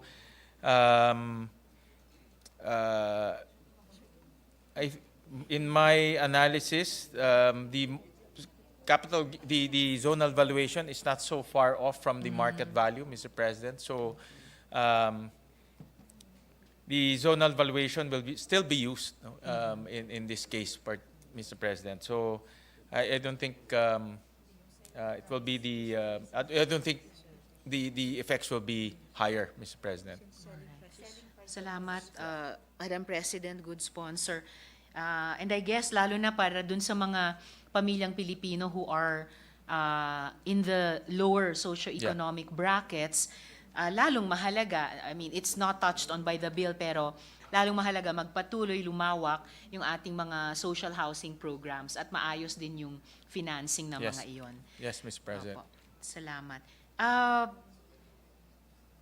Madam President, good sponsor, bukod dun sa possibility ng pag-suspend ng paggamit nitong new valuations na sabi ng good sponsor pwedeng pag-aralan, ano pang measures pwede nating isama sa transition period para medyo swabe yung pagpasok ng market sa regime na ipatutupad nitong proposed measure, Madam President?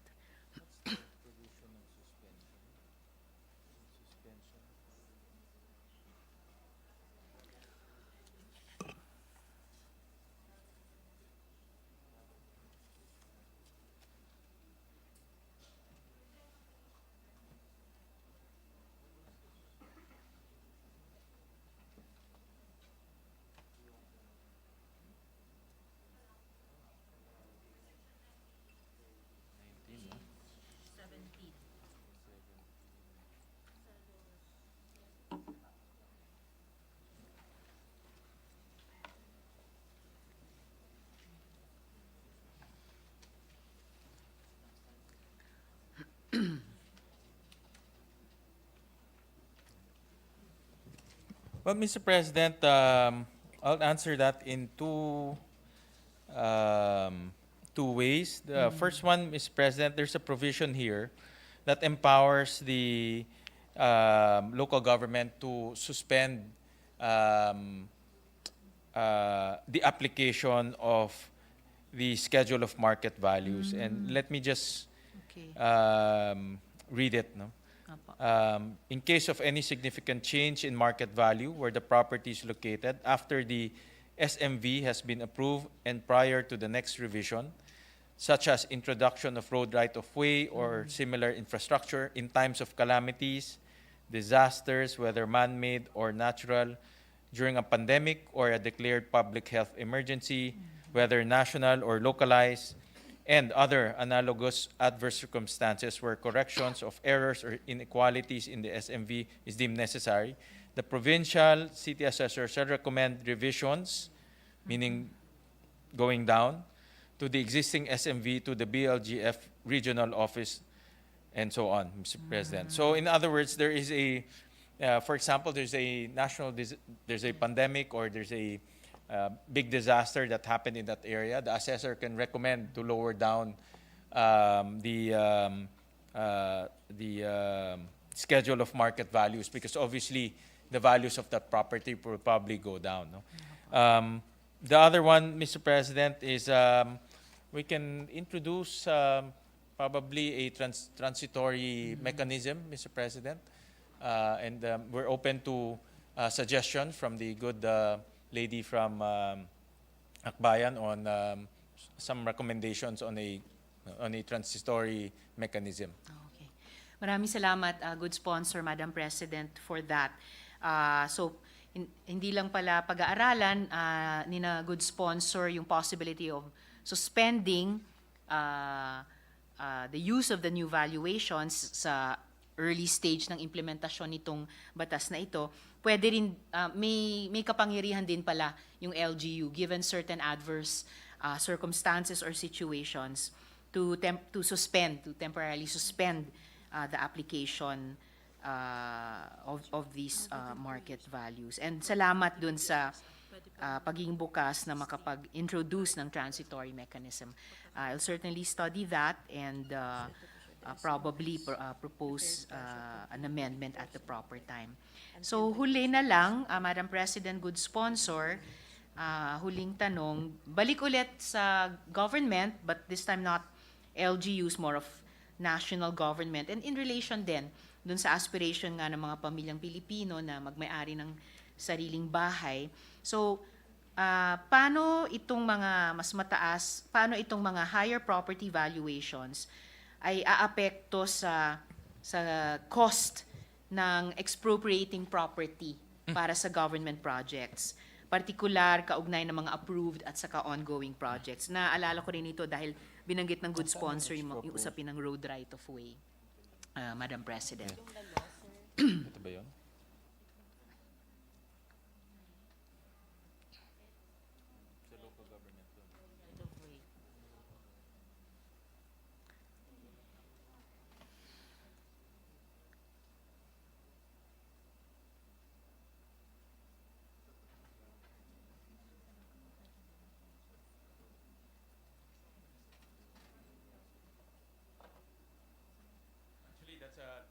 Mr. President, that's an excellent question. And this is actually one of the expropriation proceedings is one of the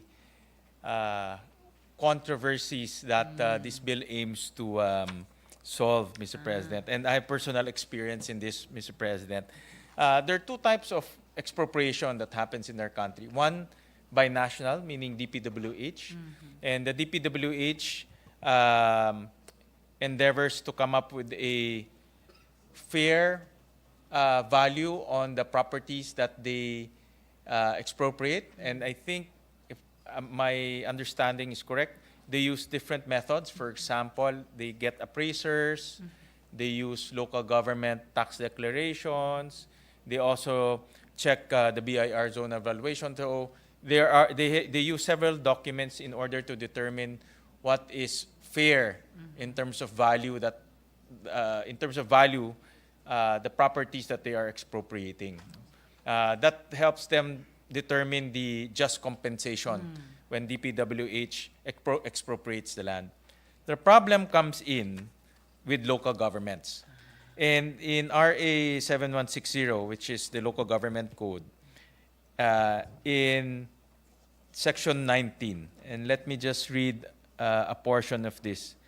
The local government unit may immediately take possession of the property upon the filing of expropriation proceedings and upon making a deposit with the proper court of at least 15% of the fair market value property based on the current tax declaration of the property being expropriated. So the fair market value is based on the tax declaration. So in other words, the local government can just deposit 50% based on the tax declaration and already take possession of the property. And this is where the problem comes in, because what we demonstrated earlier, most of the LGUs have very low fair market value in their tax declaration. So for example, I showed you in Valenzuela, it's only 6,000 in terms of tax declaration, but the actual transacted price there is already 60,000. Yes. So the local government will just use that 6,000, deposit 15%, and take possession of that property. Of course, that's advantageous to the local government unit because it's cheap. But it's not fair to the landowner because the value of their property in that area is already 60,000 pesos. The effect of that is we will have clogged regional trial courts because and I experienced this actually, we will file an expropriation case and we will fight it in court. So, and that can take very long. And normally they appoint 3 independent commissioners to determine the value. But of course, to determine the value can take years and years. No? So in short, the it's advantageous to the local government unit, definitely. But the consequence of that is the courts will get busy because the case will be heard for a very long time. No? So this is one of the controversies that this bill aims to hopefully solve, no? Because now there will be one value. No? The tax declaration will be updated. It will be more or less in line with the market values, and the landowner will get his or her fair share in terms of proceeds from the expropriations. Salamat, good sponsor, Madam President. So, itong bill din pala ay paraan para maiwasan yung clogging ng ating judiciary, pero magkaroon ng mas maayos na implementasyon sa executive side, The local simula government. sa LGUs. Yes, Nor- particularly the local governments. Pero parang at every stage of the implementation of this law, may iba't ibang interest ng iba't ibang stakeholders ang kailangang balansehin, which goes back to my realization earlier, Madam President, good sponsor, na may pagka-social experiment din pala ito. And it's interesting to be able to conduct or participate in it using a revenue measure na I don't think madalas na nangyari dati or nangyayari. Mr. President, just to go Yes. back to the previous question, Mr. President, on Opo. the transition, there's a saving clause here under Section 29, which is related to the transition, and let me read it. The Schedule of Market Values, the SMVs, prepared by the provincial assessors, together with the municipal assessors and the city assessors, including the municipal assessors in Metro Manila and the assessor in the FIVIDEC, that have been approved by the respective sanggunian for real property taxation purposes, shall continue to be in force and effect until repealed. So in other words, Mr. President, if the local sanggunian will not do anything, it will still be the previous SMBs will be still be in force. Okay. So maraming salamat, Madam President, good sponsor, for Within Yes, 2 years of course. upon the effectivity of this act. So there's a within 2-year transition. 2 years. Yeah. Okay. Yeah. Sige po. Thank you for that question, Mr. President. Yes, salamat ng marami, Madam President, and good sponsor.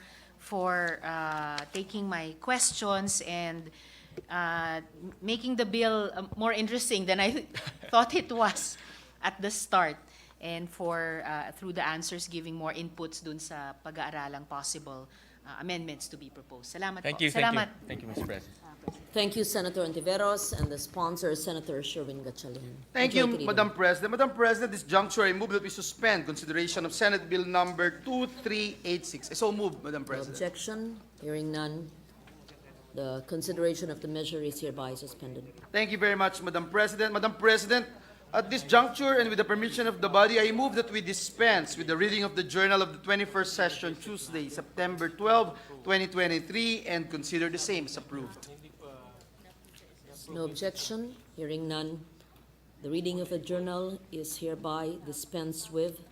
Thank Please you very proceed. much, Madam President. Madam President, with the consent of the body, I move that we resume consideration of Senate Bill number 2233. This is the Bill on Public-Private Partnership Act. I so move, Madam President. Please proceed. Who is the sponsor of the measure? Yes, Madam President, the parliamentary status of the measure is that we are now in the period of individual amendments. With the consent of the body, I move to resume the period of individual amendments using the adopted substitute bill on August 30, 2023 as our working draft and without prejudice to ask clarificatory questions on the said bill. I so move, Madam President. Yes, please proceed.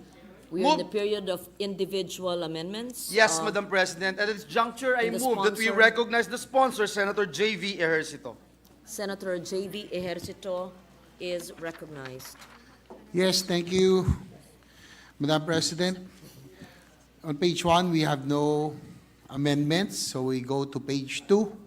On section 2, the declaration of policy. On page 2, lines 10 to 11, delete in accordance with relevant laws, rules, and regulations. I so move, Madam President. Adopted. On section 3, on the availability of payments, on page 2, line 25, insert the acronym PPP after the word the and before the word contract. I so move, Madam President. Any objection? Hearing none. It's adopted. On section 3, on page 3, lines 9, delete the phrase "and which shall undertake" and replace with "that shall be responsible for." I so move, Madam President. Any objection? Hearing none. Adopted. On the same page, line 12, replace the word "and" to "any." I so move, Madam President. No objection. Hearing none. Adopted. And on the same page, lines 12, delete the phrase "with legal personality authorized under existing laws" and replace with "allowed and duly registered and licensed under Philippine laws." I so move, Madam President. No objection. Hearing none. Adopted. On page 4, line 23, insert the word "hereby" before the word "authorized." I so move, Madam President. No objection. Hearing none. Adopted. And on the same page, line 24, insert the words "the provisions of" after the word "with" and before the word "this." I so move, Madam President. No objection. Hearing none. Adopted. On the same page, line 26, replace the article "a" with "its." I so move, Madam President. No objection. Hearing none. Adopted. On the same page, line 27, delete the phrase "and not a regulatory." I so move, Madam President. No objection. Hearing none. Adopted. On page 5, line 4, add the word "strategies" after "capture." I so move, Madam President. No objection. Hearing none. Adopted. On the same page, line 14, insert the acronym PPP before the word "contract." I so move, Madam President. No objection. Hearing none. Adopted. On page 5, delete lines 23 to 25, starting with the word "which" until the word "end." I so move, Madam President. Hearing none. No objection. Adopted. On the same page, line 25, insert the word "with" after the word "conferred" and before the word "the." I so move, Madam President. No objection. Hearing none. Adopted. On page 5, line 31, after the word "which," insert the phrase "has submitted a bid in relation to a solicited project or a private sector entity which." I so move, Madam President. No objection. Hearing none. Adopted. Still on page 5, line 32 to page 6, line 1, delete the phrase "or a bid submission in relation to a solicited project." I so move, Madam President. No objection, hearing none, adopted.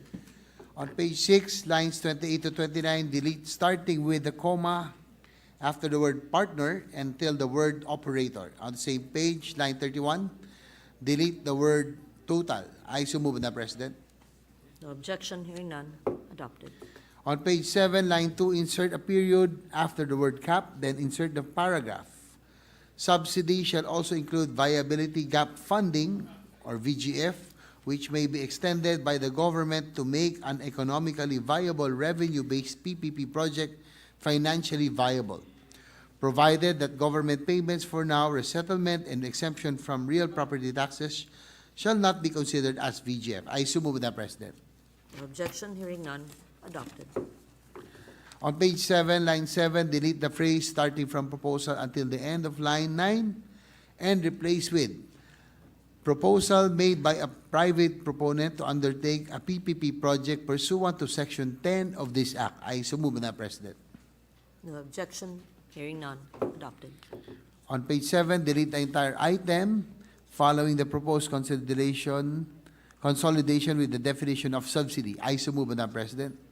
No objection, hearing none, adopted. On the same page, delete lines 26 to 28. I so move, Madam President. No objection, hearing none, adopted.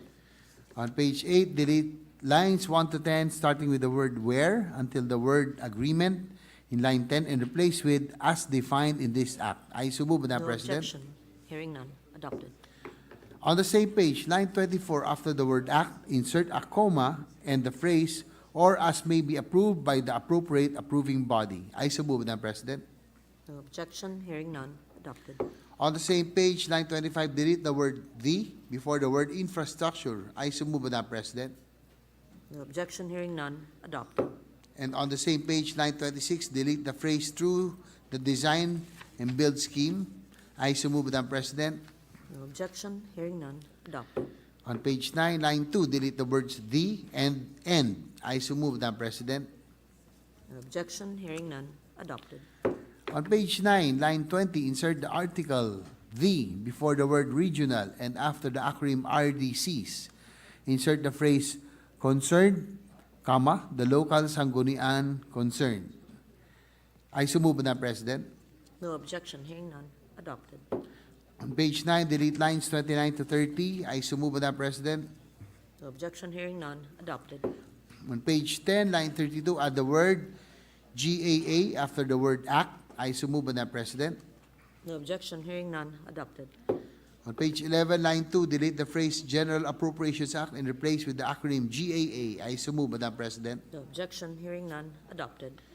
Still on page 11, line 22, add letter S in the word council and add the acronym LDCs. I so move, Madam President. No objection, hearing none, adopted. On page 12, line 10, replace the word "and" to "or." I so move, Madam President. No objection, hearing none, adopted. Still on page 12, line 12, after the phrase "prior" to add the phrase "endorsement of the LDC concerned" and. I so move, Madam President. No objection, hearing none, adopted. Still on page 12, line 17, delete the phrase RDCs for PPP projects with proposed national government undertakings and/or those that affect national and sectoral development plans and replace with LDCs, number 1, LDCs for local PPP projects to be implemented by LGUs, semicolon, and of the, number 2, RDCs for PPP projects with proposed government undertakings using national government funds, comma, and/or those that affect national or sectoral development plans. I so move, Madam President. Before we finalize this, I am sure it is just a typographical error, the spelling of government. So we just ensure that it's correctly spelled, yes, without the R. Thank you. No objection, hearing none, adopted. Yes, thank you, Madam President. Still on page 12, line 20, insert the phrase LDCs and/or after the word "of." I so move, Madam President. No objection, hearing none, adopted. Still on page 12, line 25, at the words "and LDCs" after RDCs.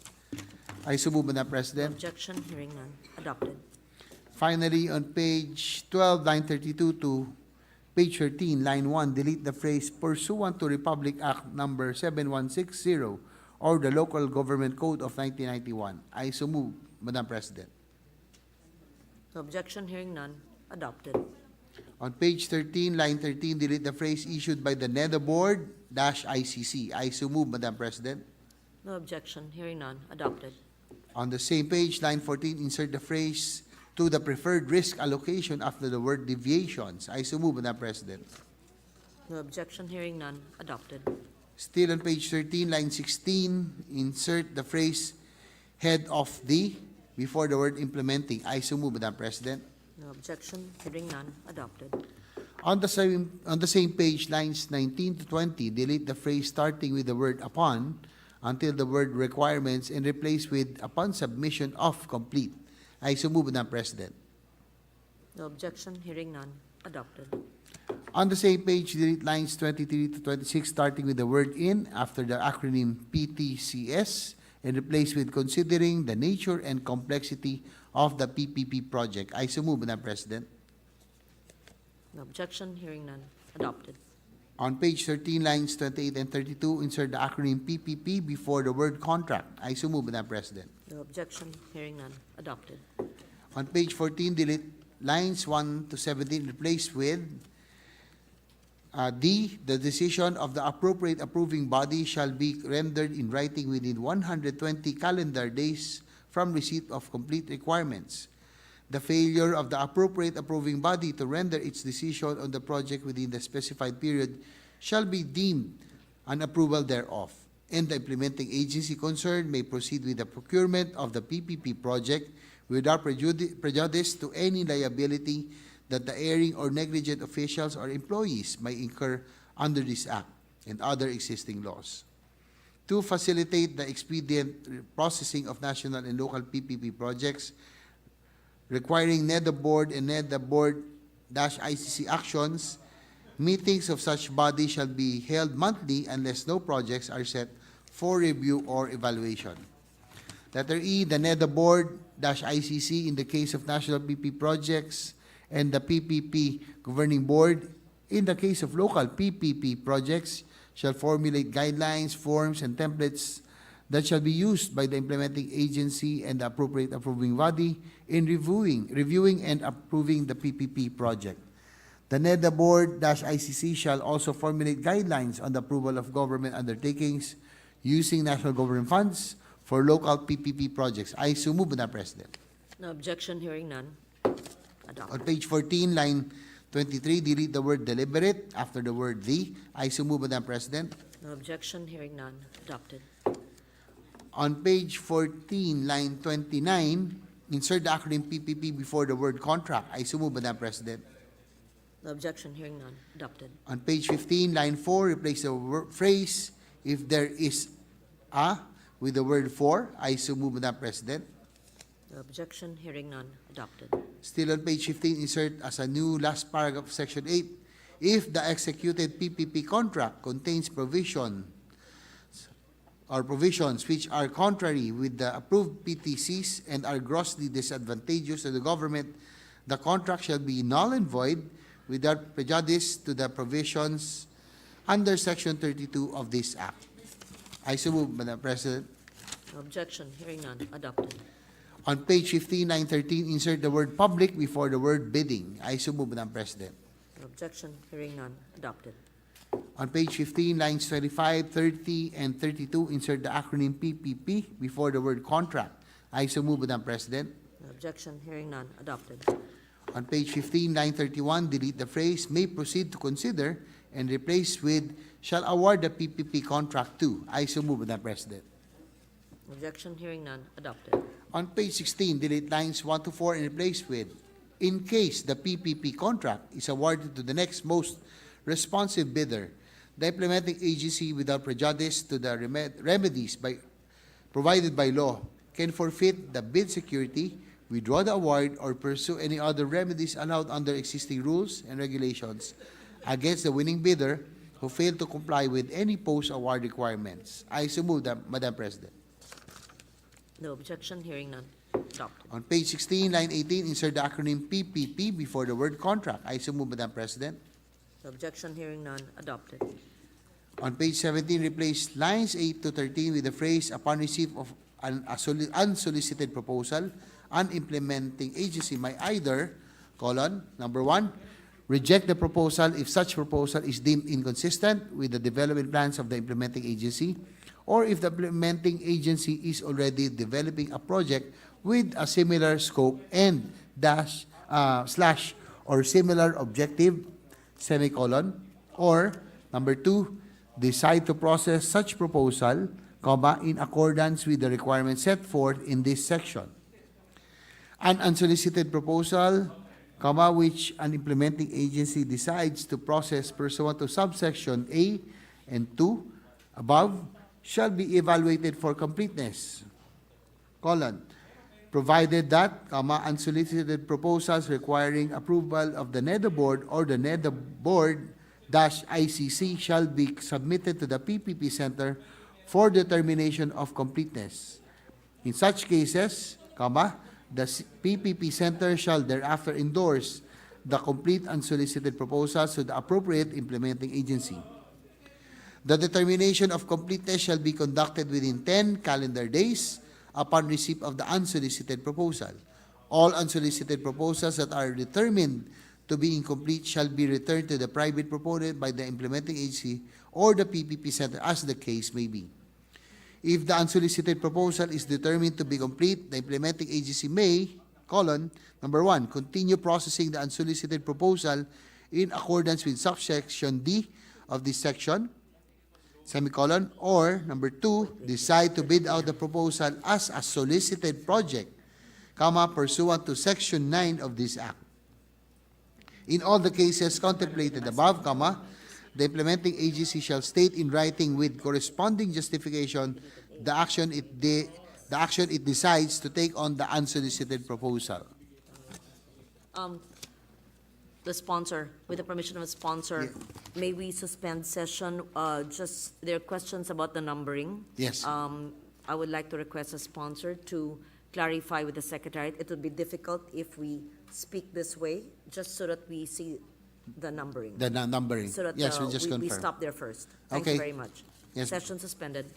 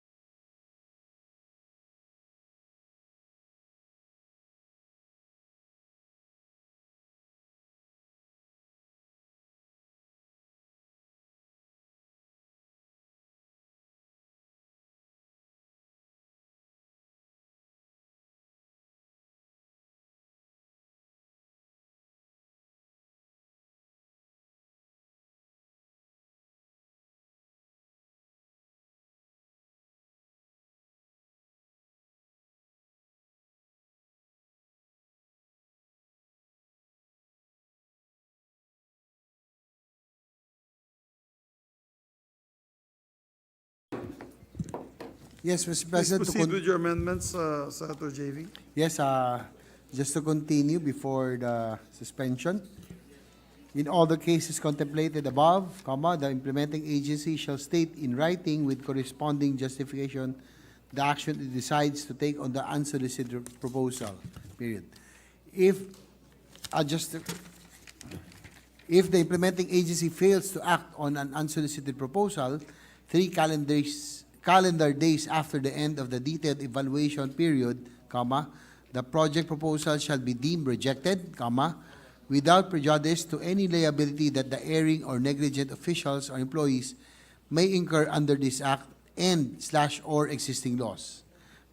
The decision of the implementing agency on the unsolicited proposal shall be deemed final and non-appealable. But, Mr. President, just to clarify before I move for its adoption, on page 17, starting from the word unsolicited, with the following, and then the next, and then the whole paragraph. I so move, Mr. President. I did not understand that, but subject to style, there being no Yes, subject to objection, style. Just to clarify, Mr. amendment is President. adopted. Make sure we have a clean copy of what you had just said. Yes, Mr. President. Okay. On page 17, between lines 13 and 14. In your amendment page, which kasi walang page ito mga amendments mo eh. So on your, is this section 11 on joint venture? Which Yes. part are we now in? Yes, that's correct, Mr. President. We're already on section 11 joint venture. Okay. Section 10. Pero joint venture. Unsolicited proposals. Session suspended. Which part of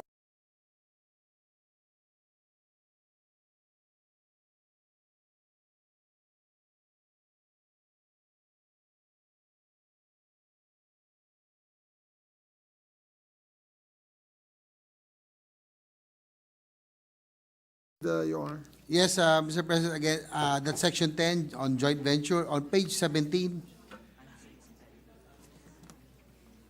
let me correct that, sir. Section 10, unsolicited proposals. On page 17, between lines 13 and 14, insert a new subsection, subsection B, special requirements. Number 1, unsolicited proposal involving raw acquisition, whether owned or not owned by the original proponent, may be considered. Colon, provided, comma, that the submission includes our right of way ba to? Yung ROW. Yes, my dear colleague, my dear distinguished sponsor, yours, page 17, but different lines as from what we are reading. Is it the same as what we are reading, you are reading? Because you're giving different lines. And I think it was also observed by the minority leader. Yes, Mr. President. Yeah, by the deputy minority leader. The text is right, but the lines are wrong. Yes, Deputy Minority Floor Leader Rizzo Taveros. Yes. Salamat kayo, Mr. President. And also, good sponsor, the section number and the subject. Because what I'm reading of section 11 is joint venture, but the reference is to section 10, unsolicited proposal. Yes, session suspended.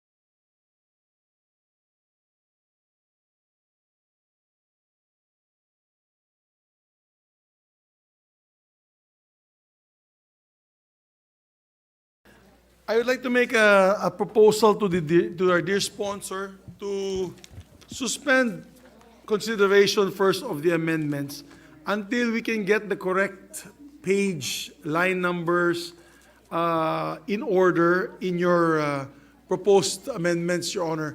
At the same time, if you can put numbers as well on your page numbers on your amendment pages, yung ginagamit po natin to amend the measure.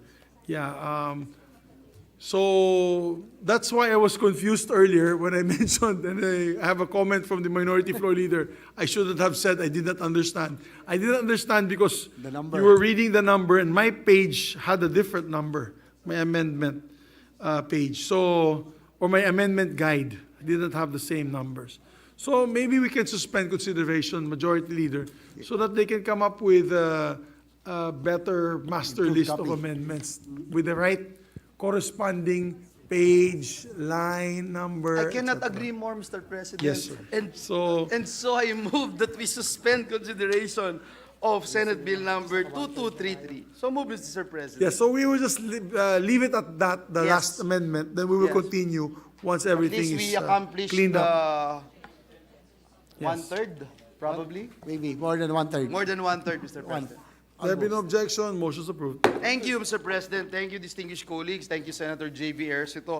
Mr. President, at this juncture, I move that we transfer from the calendar for ordinary business to the calendar for special orders. Committee Report number 120 on Senate Bill number 2439. This bill pertains to the Philippine Ecosystem and Natural Capital Accounting System Act.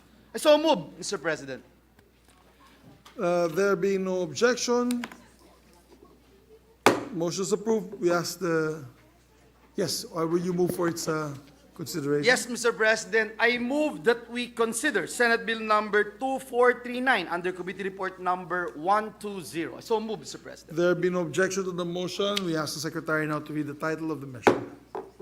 Senate Bill number 2439, an act institutionalizing the Philippine Ecosystem and Natural Capital Accounting System, mandating its use in policy and decision-making, designating the agencies responsible for its implementation, providing institutional arrangements among responsible agencies, and appropriating funds therefore. Okay. Thank you, Mr. President. Mr. President, before we recognize the distinguished sponsor, may I just move for a minute suspension to allow our technical people to prepare the presentation of our Senate President pro tempore. Yes, session suspended for 1 minute.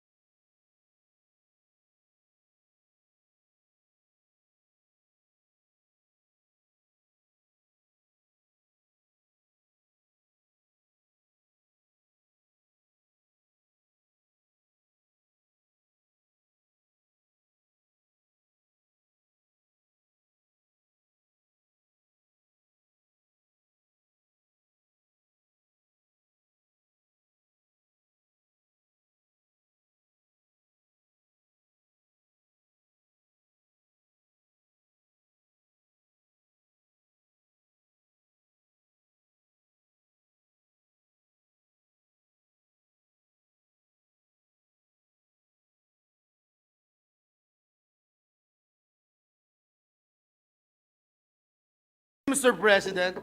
We have already Yes, Mr. President, to Open the sponsor, period of yes, sponsorship, to yes. sponsor the measure, Mr. President, may we recognize our Senate President pro tempore, Senator Loren Legarda, the chairperson of the subcommittee on PENCAS law under the Committee on Economic Affairs, to deliver the sponsorship our speech. distinguished resident environmentalist and Senate President pro tempore, Senator Lauren Legarda, is recognized. Yes, of course.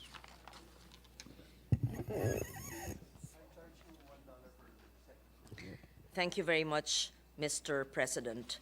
This is under the Committee on Economic Affairs, and so this speech is not only about the environment, which is very, very important.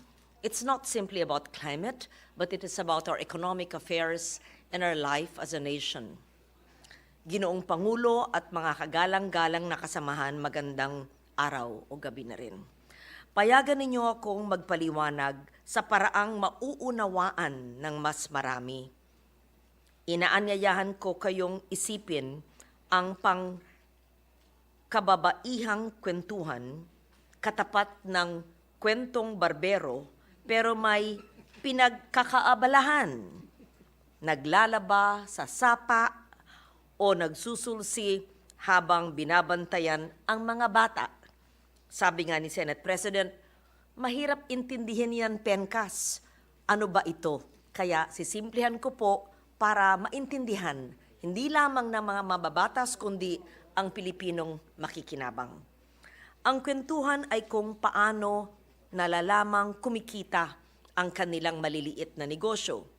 Sabi ng isa, mabuti na lamang at hindi na sila umuupa. Malaking bawas sa gastusin, kaya kumikita ang tindahan. Sabi ng pangalawa, mabuti na lamang at tumutulong ang panganay. Malaking ginhawa kung may ibang kailangang gawin. Sabi ng pangatlo, mabuti na lamang at naibenta ang tanim na gulay. Malaking bawas sa puhunan. Sabi ng pang-apat, mabutit hindi ako pumayag na putulin ng barangay ang puno sa may tindahan. Kung hindi, ay hindi makakayanan ng init at kailangan magsara ng tindahan sa tanghali. Ito po ang mga halimbawa ng hindi natin kinikwenta sa maliit na negosyo at maihahambing rin sa ekonomiya ng ating bansa. Marami sa nakagiginhawa, sa nakababawas ng pagkalugi, at sa nakapagpapatuloy ng mga serbisyong pampubliko ay hindi po nabibilang. Sa national accounting, kabilang dyan ang mga taong tumutulong batay sa sariling kagustuhan at ang mga kaugnayan. Ang nakabahaging halaga na nagbibigay daan sa mga individual na magtulungan upang epektibong makamit ang isang karaniwang layunin ay tinatawag na social capital. Kabilang din ang mga bunga ng kalikasan na napakikinabangan gaya ng mga biyaya ng lupa, prutas, gulay, kanlong ng mga puno, pati nirin siguro yung asin na binigay ko sa inyo galing sa Albuquerque, Bohol, yung tibuok, at saka yung buyo na galing sa Botolan, Zambales. Mga biyaya ng ating karagatan. Nariyan din ang mga proseso ng kalikasan na maaring intangible, ngunit may tuturing namang isang puhunan.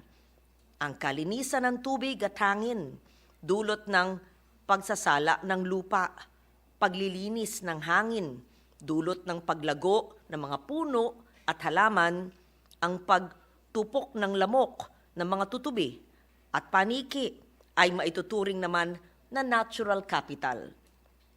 Kapag hindi natin binibigyang halaga ang natural na yaman, maaaring dahan-dahang nalulugi na ang bayan nang hindi natin namamalayan. At alam natin ito sa pag-aabuso sa kapaligiran at kalikasan ng maraming lugar.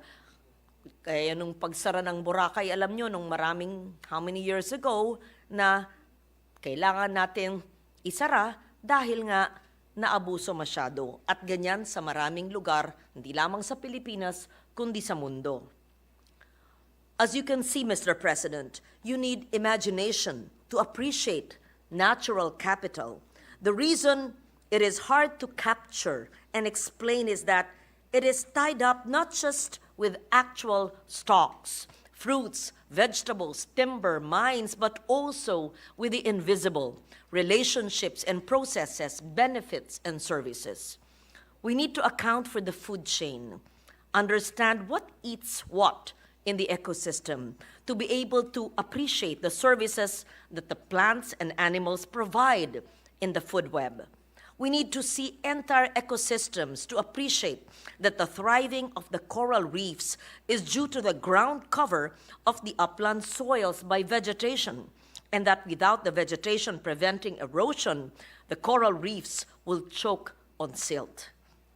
We need to appreciate that as maligned as snakes are in the Bible and in our normal lives, their predation of small mammals reduces the spread of viruses brought by rodents due to the antiviral properties of snake venom.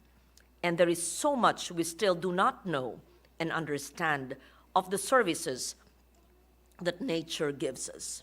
Unfortunately, what we do not know, we have failed to value, and we have failed to account for it, resulting in our lack of understanding of what we are gaining or losing. Knowing these values and accounting for them will change the way we interact with nature and hopefully increase our consciousness about our shared wealth. Our behaviors and practices will be informed by the knowledge that they have direct impacts on the economy and our national budgets, and therefore in what we can expect from government. For instance, knowing about the costs of pollution cleanup and lost resources due to waste can help reduce our damaging behaviors. We can expect better planning and spending by government and prevent wastage of public funds and recognize ecosystem services as part of social services. Kapag alam natin kung ano at gaano ang ikinalulugi ng ating ekonomiya, naniniwala akong magtutulungan tayong kumilos ng tama, magdesisyon ng tama. Up to the typhoons of this year, not just in the Philippines, but you see the flooding in many other countries of the world. We have accounted for billions in agriculture losses in the Philippines, but do not have figures for the damaged ecosystems to which they belong, when those very ecosystems will be the source of restoration and rehabilitation of agricultural systems. And if I may mention what Secretary Bonoan told me last night and whispered loudly in my ear, he said, "Senator, it is beyond engineering solutions that is happening in our country. We need to protect the environment. We need to save our forests and our mountains. And it goes beyond engineering solutions to be able to solve the many calamities and the floods and many other problems." And he would probably say that in our budget hearings. Restoration must use economic indicators that value more than just the incomes and ignore the destruction of our natural capital in supporting agriculture, generating revenues, and calculating what we risk losing if we do not invest in protection and resilience, or sadly, what is actually lost. As we face an age of changing climate and unprecedented biodiversity loss, the challenge is how we can use our vulnerability as an opportunity to examine the role and impact of natural resources on the economic growth of a developing nation such as the Philippines. Sa madaling salita, itama na po natin ang kwentahan ng nakikita ng malinaw ang kalikasan, kung ano ang halaga nito at kung ano ang nawawala, kung bulag nga tayo rito. I could say this is probably the best time to institute this commonsensical approach to managing our national patrimony. But the true best time would have been when I first filed the Philippine Economic, Environmental, and Natural Resources Accounting PINRA bill in 2007 when I was a young second-term senator. We would have realized then what we have, what we stood to lose, the damage we stood to suffer, and we would have planned and invested accordingly. So it's been 15 years since the first time I've had it. The UN has been working on institutionalizing this concept and values for many years, starting with the SEEA, Central Framework, adopted in 2012.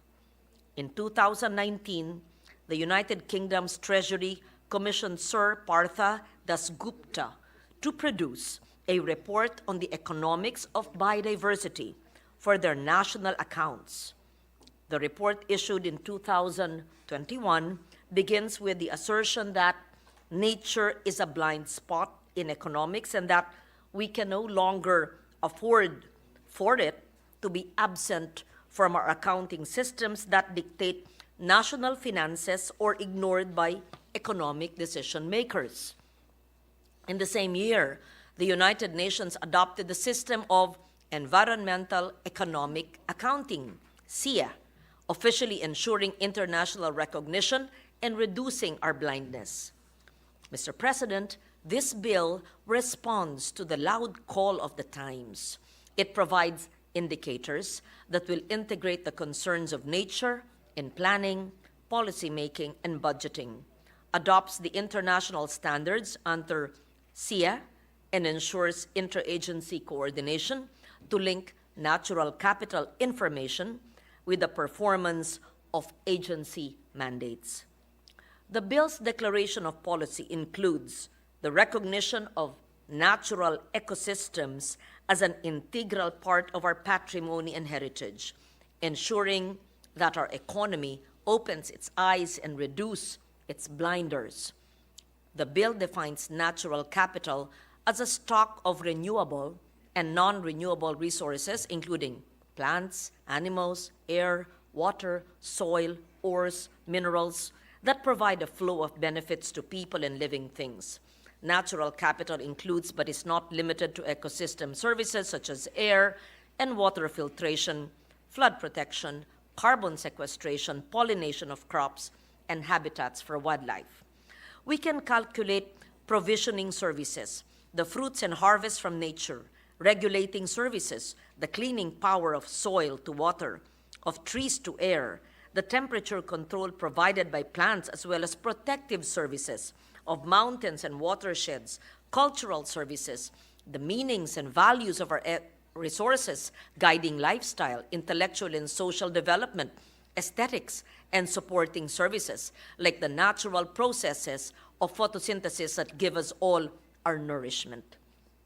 Measuring these services will open our eyes to the true value of nature and everything she does for us. By institutionalizing a Philippine ecosystem and natural capital accounting system, PENCAS, we hope to integrate environmental inputs and outputs in the determination of national income accounts to reflect a more accurate state of development and economic performance of the country. In addition to the gross national product and other usual indicators, our citizens will be informed of nature's contribution to the economy. Our bill shall ensure that we have a list of officially designated statistics on the depletion, degradation, and restoration of natural capital, environmental protection, expenditures, pollution and the quality of land, air, and water, environmental damage, and adjusted net savings. We have named relevant departments to ensure the generation of the necessary data on natural capital, DNR, DA, DOE, but also use them in decision-making and teach the means for their generation and usage. We have included mandates for the Department of Education and relevant agencies, the Professional Regulation Commission, the DOF, the DSUHD Housing, the DILG, to enhance the use of natural capital indicators in their work. The National Economic and Development Authority, NEDA, adopted a roadmap to institutionalize natural capital in 2021 during the pandemic for natural capital accounting. The bill mandates NEDA to include NCA in national and regional development priorities based on the usefulness of the accounts in policy analysis, development planning, and investment programming. The Philippine Statistics Authority is designated in the bill to oversee PENCA's implementation and create the Environment, Natural Resources, and Ecosystem Account, the NREAS, under their Sectoral Statistics Office. The PSA's expertise and capabilities make them well-suited to guide the integration of PENCAS into our bureaucratic systems, facilitating successful implementation and accurate reporting of natural capital accounts. The Department of Environment and Natural Resources will ensure that the lessons from its WAVES projects are institutionalized in its programs to generate natural capital data to the PSA, and the bill requires them to expand data generation on NCA. I have every confidence that what these agencies have done previously, namely NEDA's roadmap, PSA's task force on natural capital accounts, and the DNR's initiatives have set the stage to launch and execute the system fully and comprehensively when legislated. But to ensure that these agencies comply and get as much participation as possible, we have instituted mechanisms that require public consultations. We also included a provision that gives any citizen the standing to compel the performance of any of the mandates under this act and to seek justification from any government agency that may have ignored or neglected PENCA's accounts and indicators in their policy or decision-making. There is always the possibility that natural capital accounts can be used just to value what can be extracted and feign ignorance of all the accompanying processes. This will perpetrate our natural or our nature blindness and lead to the destruction of ecosystems. To prevent this, the bill has provisions on environment impact assessment, EIA, and the rights of nature, recognizing its intrinsic and inherent value. Just because we're assigning value to these previously undervalued stocks and services does not mean that we can just pay to destroy them. At the committee hearing last May 29 this year, DNR Secretary Maria Antonia Loizaga said, and I quote, "We must measure what we treasure as a country." Simply said. She followed up by saying that it would help map possible directions in the development of the nation beyond traditional indicators and allow us to explore multiple trajectories for social, economic, and environment development from the valuation of our natural resources. I hasten to remind our august body, however, that NCA must not be merely a province of the DNR, but an overarching system to govern our entire economy. Mr. President, when I stood here more than 15 years ago, when we spoke about disaster risk reduction and climate change adaptation, when we spoke in our first and second term about geotagging and climate tagging our budgets, at the time, it was not fully understood and supported, but fast forward 10 or 15 years later, it's being done by DBM and DOF.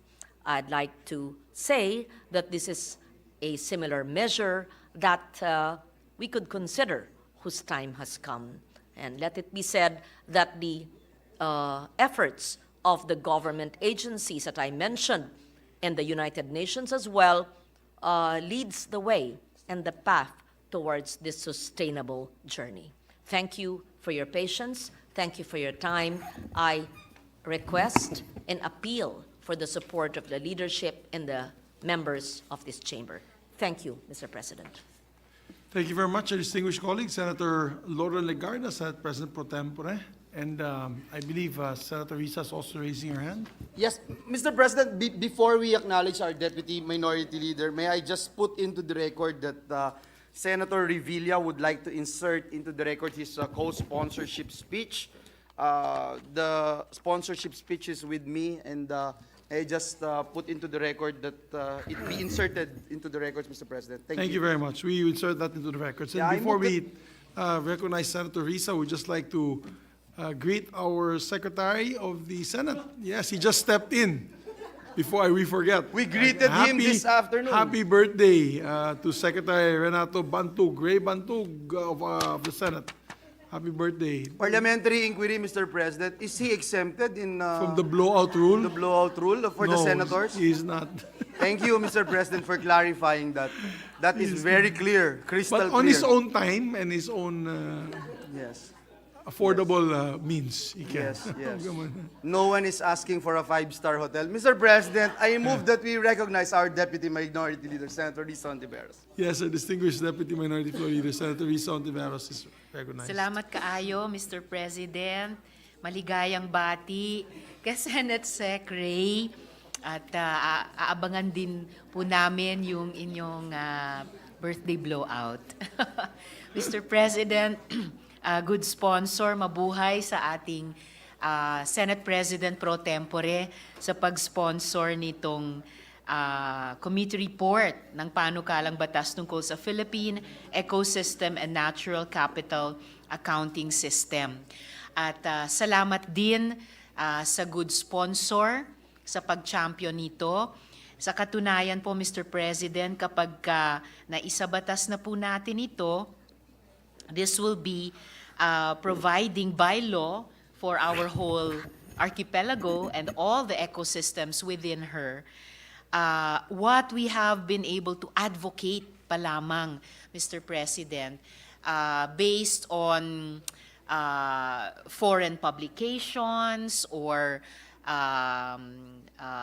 formulae on a case-to-case basis. And I refer here, Mr. President, to at least a couple of earlier incidents. One, when a U.S. ship ran aground of reefs into Bataha. And then more recently, when Chinese vessels have been dredging our seabed to create their artificial islands, sa ganung mga insidente po, Mr. President, nakapag-advocate tayo na, mayroong formula itong nailathala sa isang, if I'm not mistaken, French marine science publication, a way to compute the damage that is owed, whether by one foreign country or another, to our country in terms of the environmental damage. At pangalawa, Mr. President, salamat din po sa good sponsor sa pagbanggit sa rights of nature. Dahil mayroon din po tayong pending bill dito sa Senado, the Rights of Nature Bill, filed in the previous Congress, refiled this Congress, na pwede pong maging companion measures itong PENCAS Bill at yung Rights of Nature Bill na po na iyon, Mr. President, para maitayo talaga natin ang policy framework natin on the environment, on the economy, sa mas malawak na pananaw na sang-ayon po ako sa good sponsor, Mr. President. This is a bill and these are bills whose time has come. So muli, maraming salamat at mabuhay po sa good sponsor, Mr. President. Thank you very much. And in the course of the interpellation, we can understand more about it. Me and the minority floor Mr. leader. President, may I just be allowed to make a very short manifestation? Yes, please proceed. Thank you, Mr. Majority. President. Mr. President, let me associate myself to the speech of our distinguished Senate President pro tempore.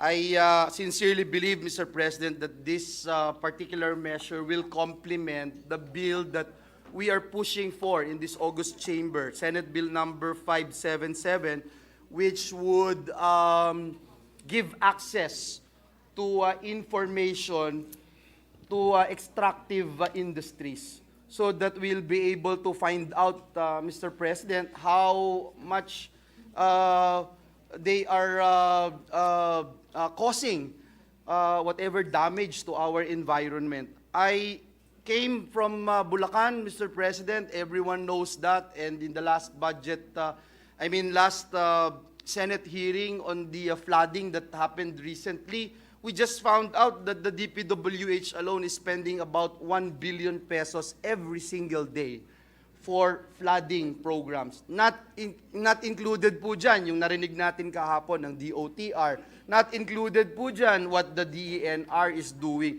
And that's why when the distinguished lady from Antique made mention about the Secretary of DPWH statement last night, and I was with her last night, I wish I got a chance to hear it. Perhaps the 1 billion a day of the flood control program of DPWH, we may probably do something about it. Perhaps put it in environmental programs, Mr. President, instead of just putting it in the Department of Public Works and Highways. I also would like to raise, Mr. President, considering that I hail from Bulacan, yung Angat Dam po, nung ginawa po yun, ang promise po sa amin sa mga Bulakenyo, dahil nandito ang Angat Dam, may Bustos Dam, etc., mas gaganda ang serbisyo ng tubig at access sa clean water, Mr. President. But what happened after many years?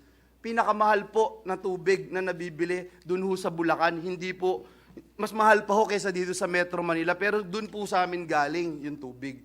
Nakakalungkot po, Mr. President, and I think this measure would address these issues that we are raising, considering that there will now be a clear accounting measures na masusukat po natin ano ba talaga yung kayamanan ng isang lugar at ano ho ba yung gagawin ng pamahalaan kung meron man na programa, gaano kalaki yung epekto nito at isa-sacrifice ba natin yung value nung isang lugar na gagalawin for a project, whether it is a government project or a private project. Mr. President, let me put on record that the Senate President pro tempore is nodding her head and giving a thumbs up. And she can't believe I understand what she's saying. I just don't know why, Mr. President. But Mr. President, kidding aside, Mr. President, it's very important. And one last issue that I'd like to raise, Mr. President. Every New Year, Mr. President, I come from Bukawi, the fireworks capital of the country. And every time, Mr. President, laging sinasabi, sinisisi yung mga Bukawenyo na gumagawa ng paputok, etc. Pollution ang pinuproduce ng paputok every December 31, Mr. President. Pero napaka-hipokrito, Mr. President, ng mga nagsasabi ng ganun na hindi naman nila naman tinitignan yung araw-araw na polusyon na pinuproduce dito sa EDSA. Hindi ko pinagtatanggol na dapat tuloy-tuloy yung paggawa ng paputok o pag-pollute natin ng ating environment because of the fireworks. But what I'm saying, Mr. President, dapat lagay natin sa tamang konteksto. Kasi meron pong mga livelihood na naaapektuhan.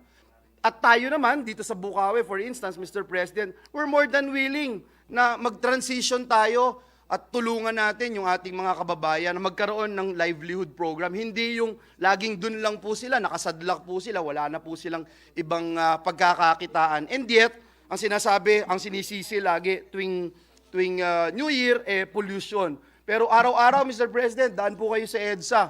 Hindi na masukat kung gaano kalala yung pollution na pinuproduce ng ating mga sasakyan na bumabaybay sa EDSA. So again, Mr. President, let me just state for the record that this representation is in full support of this measure, and we would like to put on record that we wanted to participate actively in ensuring that we'll be able to not only pass this measure, but ensure that this will help our country and our people, most especially save our environment. Thank you, Mr. President. Thank you, Majority Leader. Mr. President, with that, I move, and for our colleagues to study further the measure, I move that we suspend consideration of Senate Bill number 2439 under Committee Report number 120. So move, Mr. President. There be no objection, motion is approved. Mr. President, at this juncture, I move that we adjourn the session.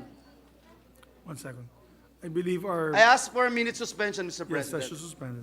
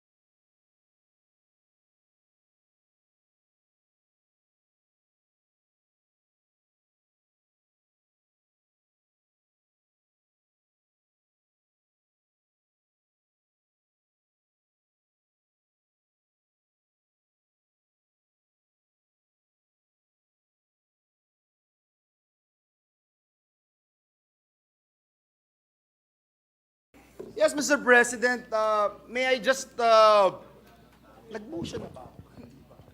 Wala pa. Hindi ako nag-move.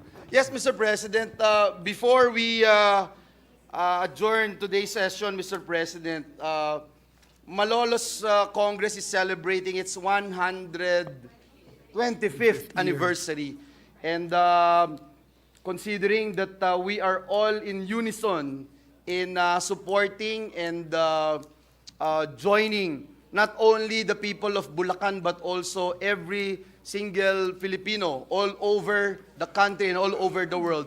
May I move, Mr. President, that we recognize our distinguished Senate President pro tempore, Senator Loren Legarda, for her speech, Mr. President. Yes, our distinguished Senate President pro tempore. I know the Senator hour Loren is Legarda. late, and I appreciate your patience with me. I just wanted to put it on record because Friday is a non-working day, at least for our session. And so, Mr. President, I would just like to manifest my call to our colleagues in the Senate as we mark the 125th anniversary of the opening of the Malolos Congress this Friday, September 15, 2023. This assembly of representatives from throughout the Philippines gathered in the Church of Baraswain in Malolos, Bulacan, to create laws that would govern the newly born Filipino nation. Many have been elected by the people in places that have been liberated from Spanish colonial rule, while some have been appointed to represent areas which the light of liberty was still to reach. The whole archipelago was represented, from as far north as Cagayan, as far south as Siasi and Jolo, as far west as Palawan, and as far east as Palau. Is correct, Palau? Yes, which our forebears considered as part of our family. This is actually, I hope this is accurate. The representatives braved armed skirmishes, including your grandfather, yes, Great-grandfather. and my grandfather, and perhaps we can trace some of our senators who have some lineage from members of the Malolos Congress. They endured separation from loved ones to accomplish the work of building the nation. After all, the expulsion of invaders is just the first step. Their colonial rule had to be replaced with a government that upheld democracy and human rights, a government that would work to improve the lives of its citizens. In the Constitution that the Malolos Congress produced, we introduced to our national consciousness civil liberties such as the freedom of religion, the right to privacy, the right to due process, the separation of executive, legislative, and judicial powers, and the autonomy and empowerment of local governments. The Malolos Congress, alongside the revolutionary government led by President Emilio Aguinaldo, showed to the whole world our capability for self-governance as early as then. Aside from writing our own laws, we were able to establish local governments, a literary scientific university and public schools, a military academy, and newspapers with wide circulation. We sent representatives in various major cities in the world who brought with them copies of our Constitution and news of our victories. Although the republic that was born out of a struggle for freedom was interrupted by American colonial rule, we never stopped fighting for our independence, and we continue to defend it from internal and external threats. On Friday, we remain committed as we celebrate the 125th anniversary. As we do today, we remain committed to the ideals of representative democracy that our forebears enshrined in the Constitution they wrote. At the same time, just as they were guided and inspired by a rich history in discussing the Constitution, let us extend our full support to all who have been given the task of telling and retelling their stories, most especially the National Historical Commission on the Philippines of the Philippines, led by its able chairman, Dr. Emmanuel Franco Calairo. The NHCP leads us in sustaining the memory of our nascent republic by maintaining the Museo ng Republika ng 1899 in Baraswain and by marking the places connected with a rich Republican story. I invite my colleagues in the Senate and their staff to visit this museum in the home province of our Majority Leader and to join us as we open an exhibit which they have graciously brought to our own abode on Monday. Thank you very much, my dear colleagues. May we all continue to do our best to discharge the duties which have been given to us, not just by the people in the present, but by the legacy of our forebears. And just on a side note, we know that the Senate President, his grandfather, you'll name, is it Pablo Ocampo? My great-great-grandfather, Pablo Ocampo Sr., Yes. who the street is named after, Was a representative. was the first secretary of the Malolos Congress. My other great-great-grandfather, his cousin, is the controversial Pedro Paterno, who was the president of the Malolos Congress. So imagine, a century later, Senate President Miguel Zubiri and Loren Legarda, whose great-grandfather, Ariston Helia, was the Antique representative in the Malolos Congress, That's and correct. we are now colleagues. That's what correct. do you call that? Serendipitous. But Serendipitous, yes. so I am certain many of us would find our connection with some members of the Malolos Congress. Please do not interpolate me because there's rich history on that. It's very interesting, but on Monday we have the exhibit here. Thank you and happy 125th Yes. to the Malolos Congress. Happy one. Those are what we consider actually the founding fathers of our nation. If there were the founding fathers of the U.S. Declaration of Independence, the members of the Malolos Congress could be considered our founding fathers of Philippine, the Philippine nation. Mr. President, if I may, Mr. President, as the talking point now in this August chamber is our forefathers and the founding fathers, Mr. President, may I put into the record as can be checked in the books of history, Mr. President, before the Malolos Congress, before the Biak na Bato Republic, there is the Kakarong Republic.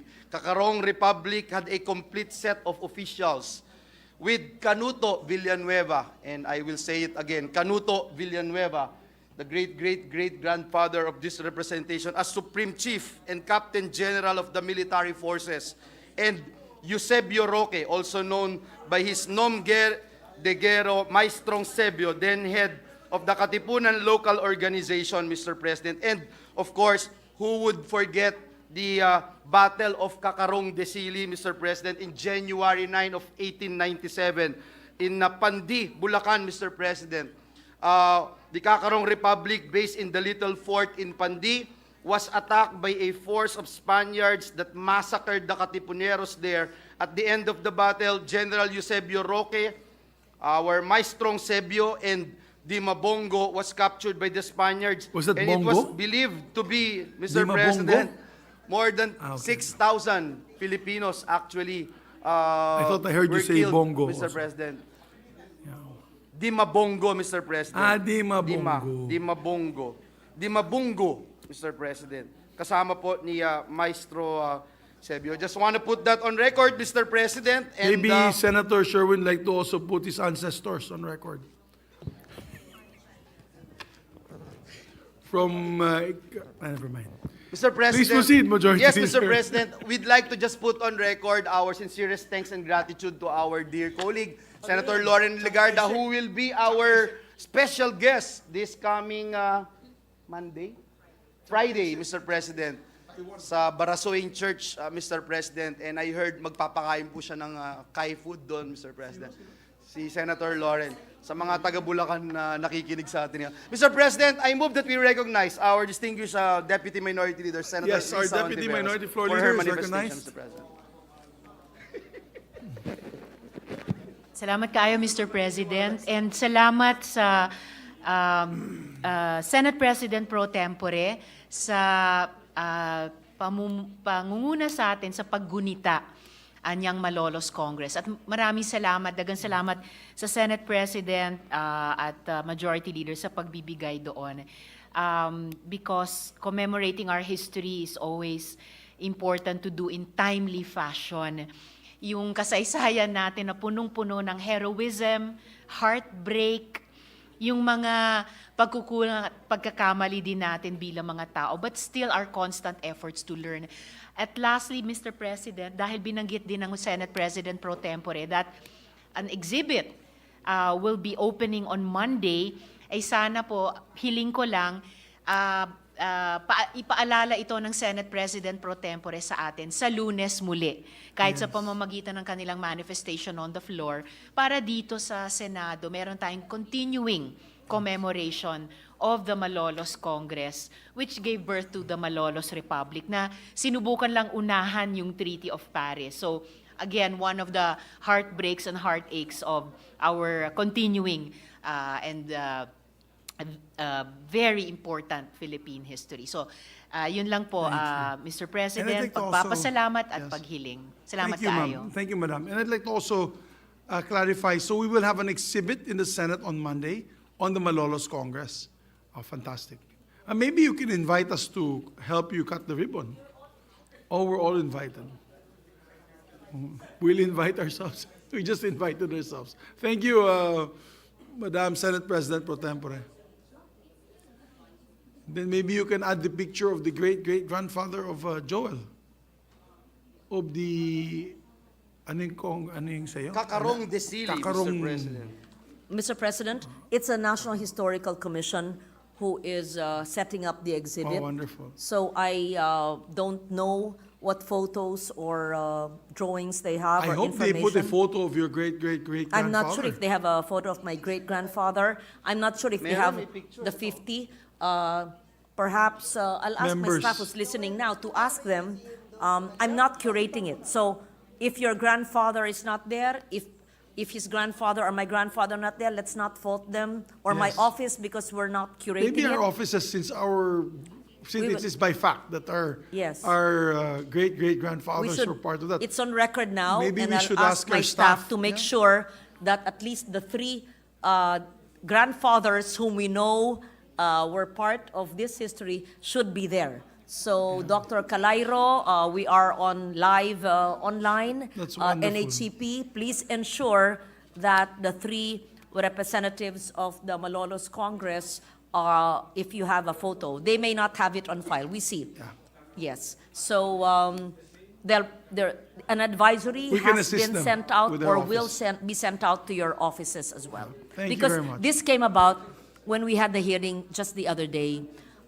They mentioned it, and I know it was coming, but I felt bad that we did not have any exhibit in the Senate. And I said, can you bring it here, whatever materials you can? May So- we request, Madam Yes. Sponsor, Madam Senate President pro tempore, if they have a copy, and I've been looking for this for quite a while, if they have the copy of the first Philippine Constitution Yes. that had come out of the first Malolos Congress, I'm signed sure- by all members, that would be a treat to It's have, in even a Baraswine. copy. It is in Baraswine. If they can exhibit a copy here. Ah. No, it's a copy. It's like the Declaration of Independence. They have We will copies. ask them, well, first, the photographs of the members. I'm not sure if it's 50 or 80. How many members are there? It varies, huh? Some sources say 50, the others 80. So we leave it to the NHCP to determine how many.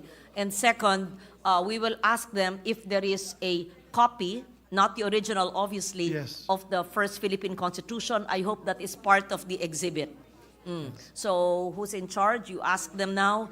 If it's not a very good exhibit, I'm not a curator, sir. Okay, then we can check on Monday and Yes. critique it so that they can improve on it the next day, right? Yes. But that's NHCP. NHCP, be forewarned that we have high expectations, High expectations, of the absolutely. 125th Malolos Congress exhibit in the halls of the Philippine Senate. But to be fair to them, we only asked them this a few days ago. I think Senator Binay was with us in our budget hearing chaired by Senator Cayetano. Right? And I It was- believe in the new Senate, in this new Senate building, we have a very respectable museum in the new building, intended for history. We can put some of those documents as well, copies of those documents and those pictures in the new Senate building. Because the Malolos Congress also came out or instituted the legislative branch of the Philippine Republic. It started there. in that Congress. So it would be quite interesting to see. Those were our first representatives. Yes. As a matter of fact. Yes, First the first representatives, congressmen. Yes. Yes, some were appointed, some were elected. Correct. And there were still skirmishes in different parts of the country. Yes. How That is interesting. very correct. Right? So I told them, How there should have interesting. been a nationwide celebration. That's 125th anniversary. But we can do it till the end of the year anyway. Yes. In Bulacan, it's Big, non-working holiday. very good. But we want to work, okay? We want to work on Yeah, Friday. I'm just so- saying.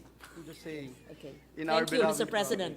Thank you. Mr. Thank President, you. let me just also correct myself, Mr. President. I mentioned 6,000 deaths.